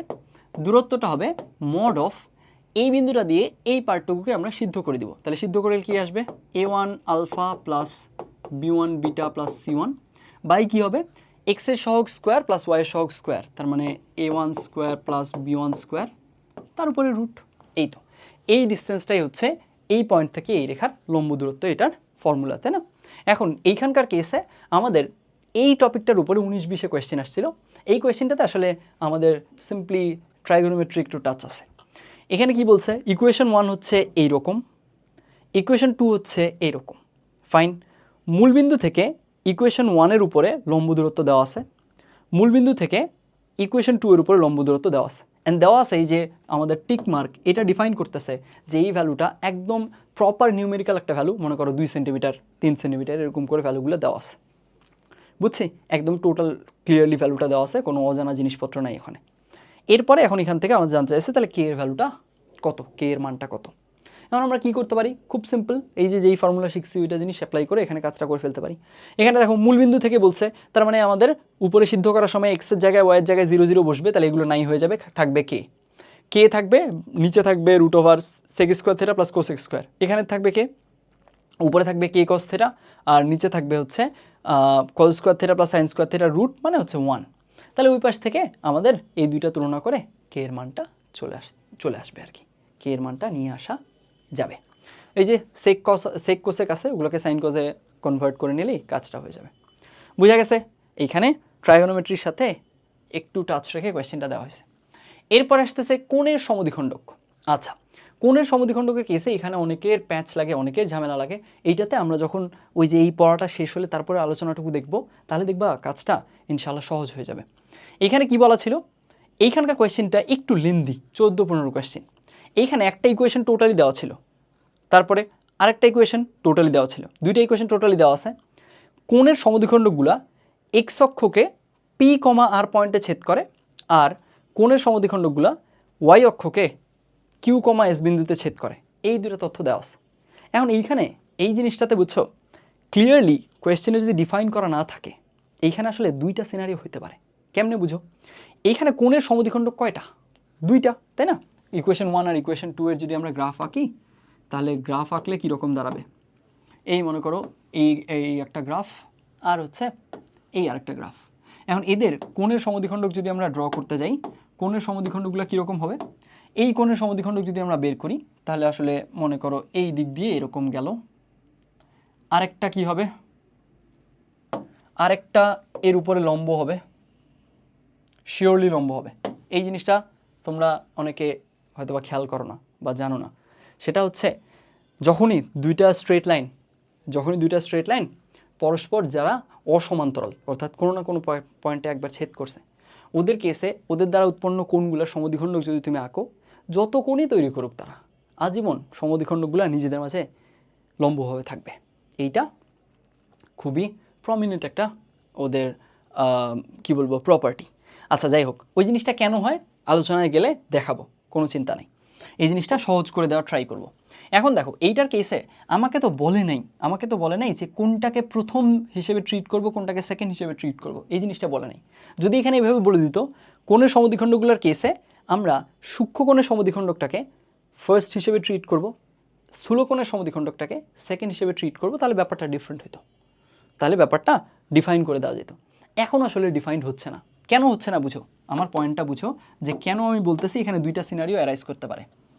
কারণ এই মনে করো এই যে সবুজ কালারের যেগুলো আঁকতেছি এগুলো মনে করো আমাদের স্থানাঙ্কের অক্ষ, এগুলো এক্স অক্ষ আর ওয়াই অক্ষ রাখলাম এমনি। হ্যাঁ, এখন এগুলো যদি এক্স অক্ষ আর ওয়াই অক্ষ হয়ে থাকে, তুমি এবার বুঝো আমি এই রেখাটা, এই যে সমদ্বিখণ্ডকটা, এটাকে ফার্স্ট হিসেবে ট্রিট করতেছি, এটাকে প্রথম রেখা হিসেবে ট্রিট করতেছি, তাহলে আমার কি হবে, তাহলে এই পয়েন্টটা হবে আমার কি, এই পয়েন্টটা হচ্ছে আমাদের পি পয়েন্ট হবে।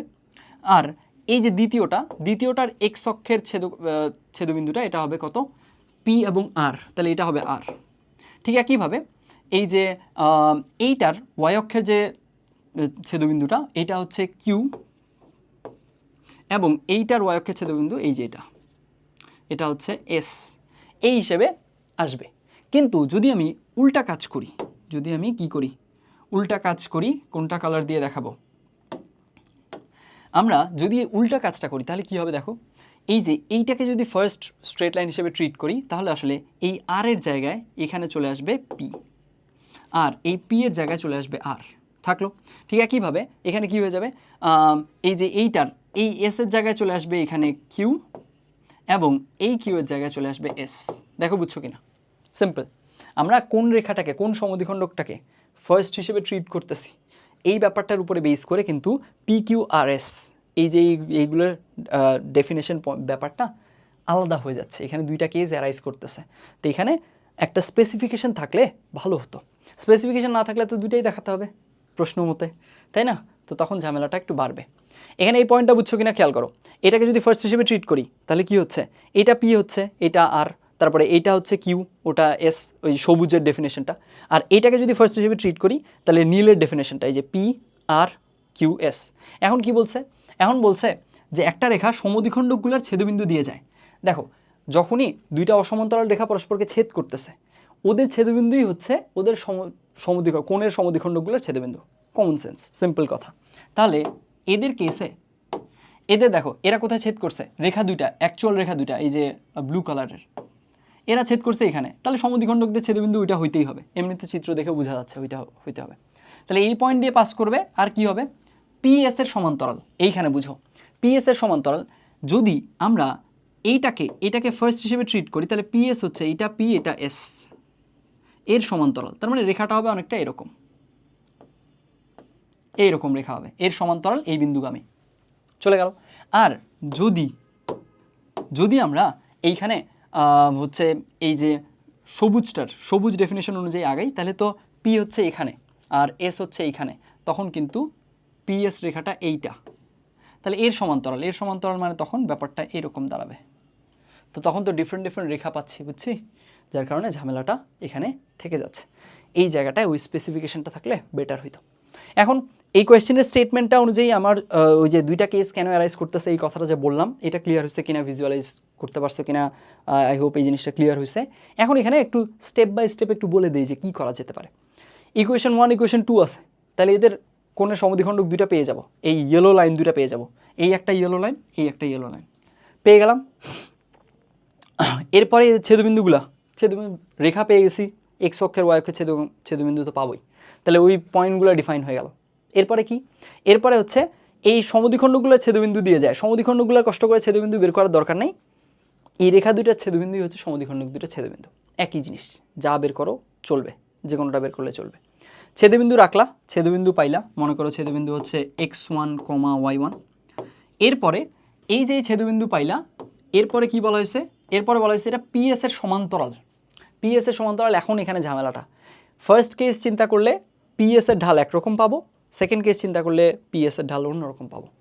তোমার আসলে প্রশ্ন মতে এইভাবে যদি প্রশ্নটা দেওয়া থাকে তাহলে তো আসলে দুইটা কেসই বের করে দেখানো উচিত।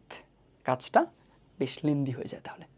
ওকে, কাজটা পারবো না পারার কিছু নেই, কারণ P R S point define করতে জানি, তাহলে ওদের ঢাল জানি, ওদের ঢালের ওর সমান্তরাল, তার মানে ওর ঢালটাই হবে এর ঢাল, তাহলে ঢাল জানি, বিন্দু জানি, করতে পারবো।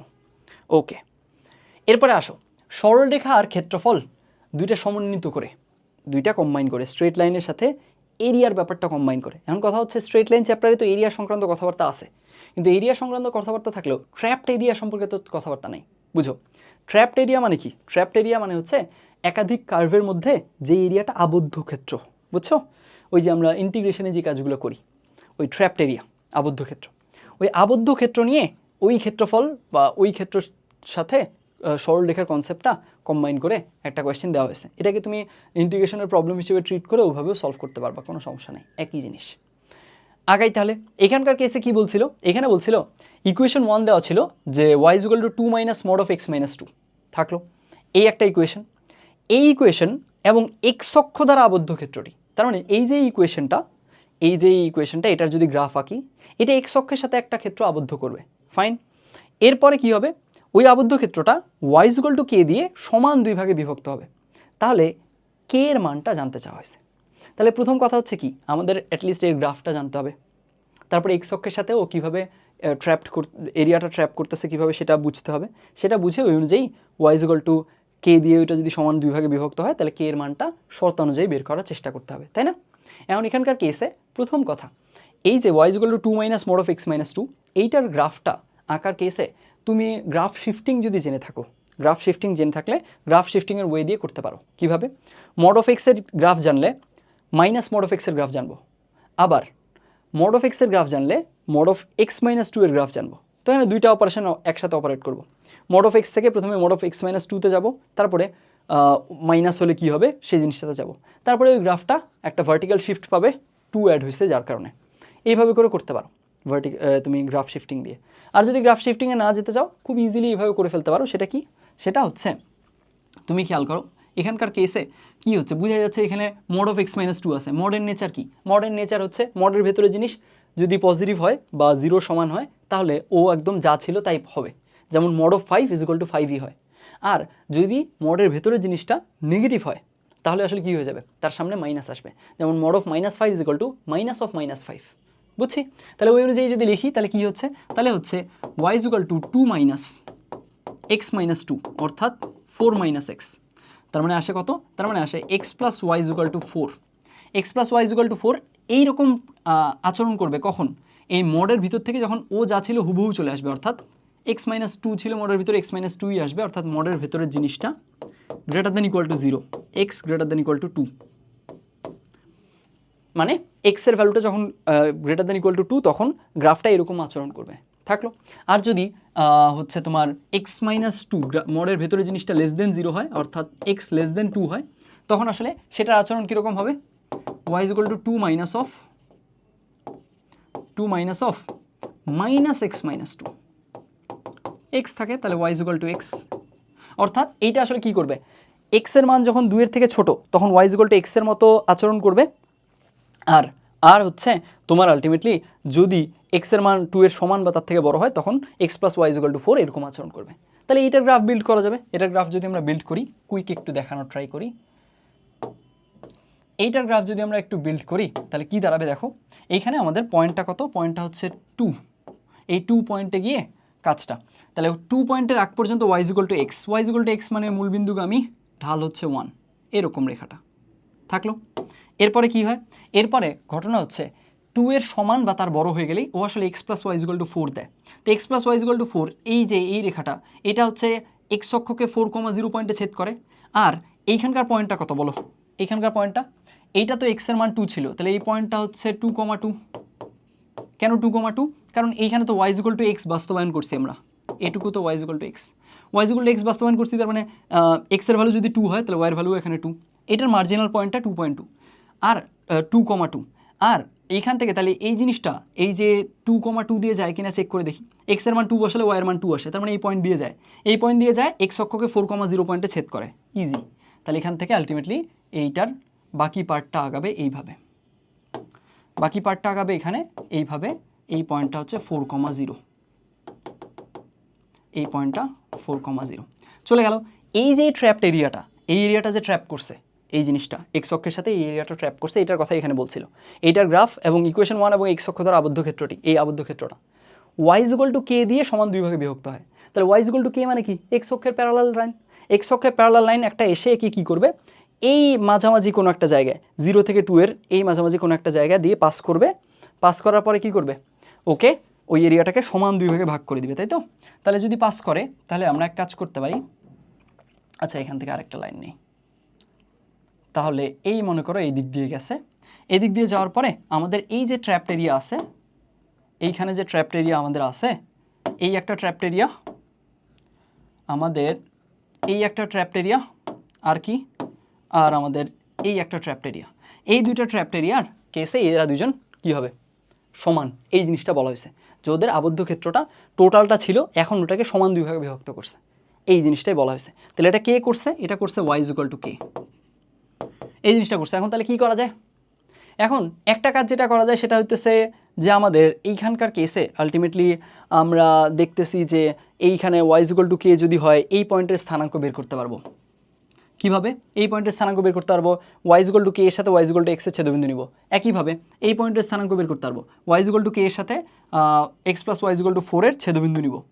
কিন্তু ওইভাবে করে আসলে কাজটা বেশ লেন্দি হবে, প্লাস এখানে তোমাকে ট্রাপিজিয়াম নিয়ে হ্যান্ডেল করতে হচ্ছে, একটু ঝামেলার কাজটা, তাই না? ট্রাপিজিয়ামের এরিয়ার সাথে তুলনা করতে হবে স্ট্রেট লাইনের এরিয়া। এই কাজটা সহজে কেমনে করা যায় একটু চিন্তা করো তো। এই কাজটা সহজে কেমনে করা যায় এটা যদি একটু চিন্তা করতে যাও, তাহলে আসলে তোমার কেসে একটা জিনিস একটু চিন্তা করো যে আমরা যখন এরিয়া তুলনা করতেছি, এইটা তুলনা করা সহজ যে একটা ট্রাপিজিয়ামের এরিয়ার সাথে ট্রায়াঙ্গেলের এরিয়া তুলনা করতেছি এইটা, নাকি একটা ট্রায়াঙ্গেলের এরিয়ার সাথে আরেকটা ট্রায়াঙ্গেলের এরিয়া তুলনা করতেছি ওইটা বেশি সহজ? অফকোর্স একটা ট্রায়াঙ্গেলের সাথে আরেকটা ট্রায়াঙ্গেলের এরিয়া তুলনা করা বেশি সহজ। তো আমরা এক কাজ করি, এইখানে এই যে ডেটাটা, যে এই ত্রিভুজের সাথে এই ত্রিভুজের ক্ষেত্রফল, সরি এই ত্রিভুজের সাথে এই ট্রাপিজিয়ামের ক্ষেত্রফল সমান, এটাকে একটু ম্যানিপুলেট করি। কেমনে? দেখো এখানকার কেসে খেয়াল করো, এইটা আসলে এই যে ক্ষেত্রটা, এটা আসলে এই লাইনটা, এই যে এই লাইনটার সাপেক্ষে দুই পাশে সিমেট্রিক, কারণ দুই পাশে সমান 2 ভাগে বিভক্ত হয়েছে, তাই না? এখানে হলুদটাও সমান 2 ভাগে বিভক্ত হয়েছে, নীলটাও সমান 2 ভাগে বিভক্ত হয়েছে। এখন তুমি আমাকে একটু বলো তো, এইখানে যদি আমরা কি বলতেছিলাম, হলুদটার এরিয়া = নীলটার এরিয়া, তার মানে আমরা কি বলতে পারি না, হাফ অফ হলুদ = হাফ অফ নীল, সিম্পল কথা। হলুদের এরিয়া = নীলের এরিয়া, তার মানে হাফ অফ হলুদের এরিয়া = হাফ অফ নীলের এরিয়া, খুব সিম্পল কথা। তাহলে আমরা সিম্পলি এইভাবে বলে দিতে পারি যে এখানে এটা যদি এ হয়, এটা যদি বি হয়, এটা যদি সি হয়, এটা যদি ডি, এটা যদি ই হয়, আহা এটা যদি ই হয়, তাহলে ই এর কেসে ইটাকে একটু আমরা ডিফারেন্টলি লিখি, এইখানে ই আছে থাকলো। এই জিনিস যদি হয়ে থাকে তাহলে আসলে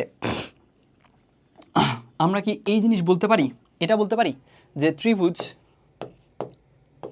ADE = হচ্ছে আমাদের কোন ক্ষেত্রটা, BCED। তার মানে এই যে হাফ অফ হলুদ = হাফ অফ নীল থাকলো। কিন্তু কথা হচ্ছে আমার ট্রাপিজিয়াম তো রয়ে গেছে, আমার কি করতে হবে, ট্রাপিজিয়াম থেকে ট্রায়াঙ্গেলে শিফট করতে হবে। তাহলে ওই শিফটটা কীভাবে করা যায়? দেখো এইভাবে করা যায় যে আমাদের এই যে ট্রায়াঙ্গেল আর এই যে ট্রাপিজিয়াম, এই দুইটা মিলেই তো বড় ট্রায়াঙ্গেল। তাহলে এক কাজ করি, আমরা কি এইটা জিনিস বলতে পারি না যে ত্রিভুজ ADE = হাফ অফ ত্রিভুজ ABC? অফকোর্স বলতে পারি। দেখো টোটাল ট্রায়াঙ্গেলটার এরিয়া, এই ABC ট্রায়াঙ্গেলটার এরিয়া, বড় ট্রায়াঙ্গেলটা, ABC ট্রায়াঙ্গেলের এরিয়া কী হয়ে যাবে, এই পিচ্ছি ট্রায়াঙ্গেল অর্থাৎ হলুদ যে ছোটো ট্রায়াঙ্গেলটা এর ডাবল হবে। বোঝা যাচ্ছে? কারণ কি দেখো ABC ট্রায়াঙ্গেলের এরিয়া ফর্মড হয়েছে এই হলুদকে নিয়ে আর এই নীলকে নিয়ে, এই হলুদ আর নীল তো পরস্পর সমান, তার মানে কি ABCর এরিয়াটা হলুদেরও ডাবল নীলেরও ডাবল, সিম্পল ওই জিনিসটাই লিখছি। এখন এই ম্যানিপুলেশনটা করে লাভটা কি? লাভ হচ্ছে আমরা ইয়ার থেকে ট্রাপিজিয়াম থেকে ত্রিভুজে কনভার্ট করতে পারছি। ত্রিভুজে যদি কনভার্ট করতে পারি তাহলে বাকিটা ইজি, বাকিটা সিম্পলি আমরা এইভাবে করতে পারি যে ত্রিভুজ ADE বাই ত্রিভুজ ABC = হাফ, তাই তো? এখন দেখো এইখানকার কেসে এই দুইটা ট্রায়াঙ্গেল পরস্পর কি অনুরূপ কোণী ত্রিভুজ, তাই না? একদম সিমিলার ট্রায়াঙ্গেল। অনুরূপকোণী ত্রিভুজের কেসে আমরা কি জানি? অনুরূপ ত্রিভুজ বা অনুরূপকোণী ত্রিভুজের মানে হচ্ছে যে ওদের অনুরূপ বাহুগুলোর রেশিও অবশ্যই সমান হয়, আর কোণগুলো তো সমান হয়ই। তাহলে অনুরূপ বাহুগুলোর রেশিও যদি পরস্পর সমান হয় তাহলে আমরা কি বলতে পারি? আমরা বলতে পারি AD by AB is equal to AE by AC is equal to DE by BC, এই জিনিসগুলো বলতে পারি। এখন আমাদের এই যে অনুরূপকোণী ত্রিভুজের এদের ক্ষেত্রফলের রেশিওর কেসে একটা খুব দারুণ প্রপার্টি আছে, যে জিনিসটা আমরা 9 10-এ পড়ে আসছি। সেটা হচ্ছে দুইটা অনুরূপকোণী ত্রিভুজ, আমি একটু লিখে দেখাই। দুইটা অনুরূপকোণী ত্রিভুজ মনে করো ABC আর DEF। এদের কেসে তুমি যদি এদের এরিয়ার রেশিও নাও তাহলে আসলে হবে কি জানো? এই এরিয়ার রেশিওর মানটা হবে এদের যে কোনো অনুরূপ বাহুর যে জোড়া তার রেশিওর স্কোয়ার। মনে করো এদের অনুরূপ বাহুর জোড়া কি কি? এর হচ্ছে একটা বাহু AB, তার সাথে অনুরূপ হচ্ছে DE। তাহলে কি লিখতে পারবো আমি লিখতে পারবো AB বাই DE এর উপরে স্কোয়ার হচ্ছে এদের ক্ষেত্রফলের অনুপাতটা। বুঝা গেছে? এই জিনিসটা লেখা যায়। এই জিনিসটা যদি লেখা যায় তাহলে ডিরেক্ট আমরা এখানে লিখে দিব। আমরা কি লিখতে পারবো? AE বাই AC এর উপরে whole square is equal to half. এখন দেখো AE মানে কি বলো? AE মানে হচ্ছে এই টোটালটা হচ্ছে 2, এই টোটালটা 2, এইটুকু হচ্ছে K, তার মানে এইটুকু কত? 2 মাইনাস K। সিম্পল। আমরা তো হাইটে জিনিসটা কনভার্ট করার কাজ ছিল, করে ফেলছি কাজ, তাহলে আর কোনো ইস্যু নেই। AE মানে হচ্ছে 2 মাইনাস K আর AC মানে 2, এটার উপরে হোল স্কোয়ার হাফ। এখান থেকে K এর ভ্যালু চলে আসবে। K এর ভ্যালু চলে আসার কেসে K এর ভ্যালু মনে হয় 2 প্লাস মাইনাস √2 আসে, তাই না? দেখো তো একটু আমরা দেখি। 2 1 minus K by 2 whole square 1 by √2।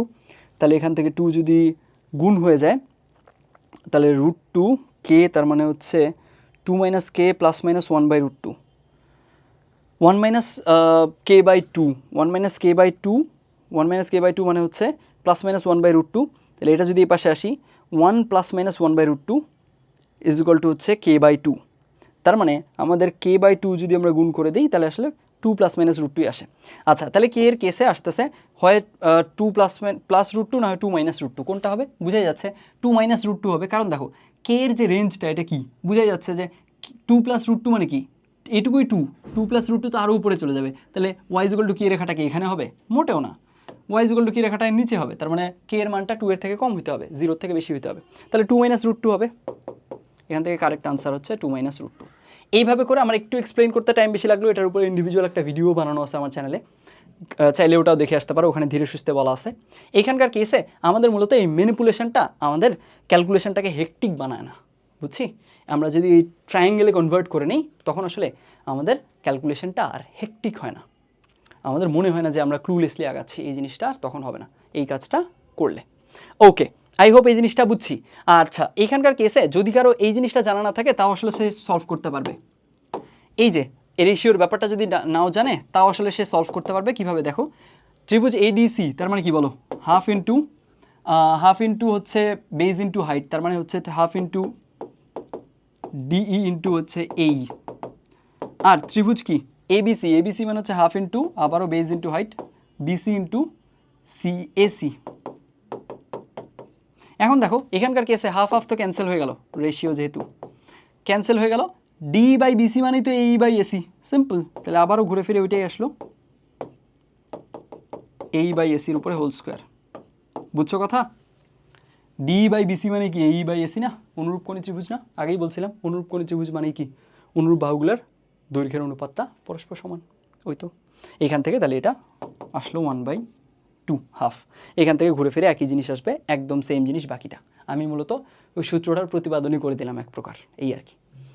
এই ছিল আমাদের কোয়েশ্চেনগুলোর সলিউশন। আমি একটু তাড়াহুড়া করার চেষ্টা করছি, তাও মনে হয় অনেক কথা বলে ফেলছি, কত সময় চলে গেছে আমি জানি না।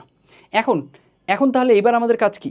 এইবার আমাদের যেহেতু প্রবলেমগুলো নিয়ে সবগুলো নিয়ে আমাদের কথাবার্তা শেষ, প্রবলেম শেষ, আর প্রবলেম নাই এইখানে। এই যে 94-95 সেশন থেকে একদম 24-25 সেশন যদি আমরা চিন্তা করি, বা 23-24 যদি চিন্তা করি, তাহলে আসলে 17টা রিটেন কোয়েশ্চেন ছিল।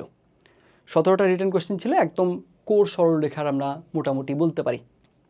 আরেকটা কোয়েশ্চেন ছিল 17-18 সেশনে, ওইটা সরলরেখা চ্যাপ্টারেও থাকে, বৃত্ততেও থাকে, তো আমি এটা মেইনলি বৃত্তর চ্যাপ্টারেই ইনক্লুড করছি। এখন এই যে 17-18টা কোয়েশ্চেন, এইগুলোর ম্যানারটা বুঝে আমাদেরকে চেক করতে হবে যে এগুলো যাতে আমরা কি পারি, তো অবশ্যই সাথে সময়ের মাঝে পারি। আমাদের অবশ্যই এই টাইপের জিনিসপত্র ক্লিয়ার রাখতে হবে, এই ধরনের যত কোয়েশ্চেন আছে সেগুলো আমাদের পারার সক্ষমতা থাকতে হবে, প্লাস প্রথমে সক্ষমতা থাকতে হবে, তারপরে সময়ের মাঝে সক্ষমতা থাকতে হবে, অর্থাৎ আমরা টাইমটার দিকেও যাতে খেয়াল রাখতে পারি। এইবারে আমরা এমন কিছু কয়েকটা পয়েন্ট নিয়ে আলোচনা করব যেগুলো আমাদের এই সরলরেখা সংক্রান্ত ব্যাপারগুলোর উপরে একটু প্রবলেম সলভিং ফ্লুইডিটিটা আমাদের বাড়াবে, আমাদেরকে আরও সুইফট করবে প্রবলেম সলভিং।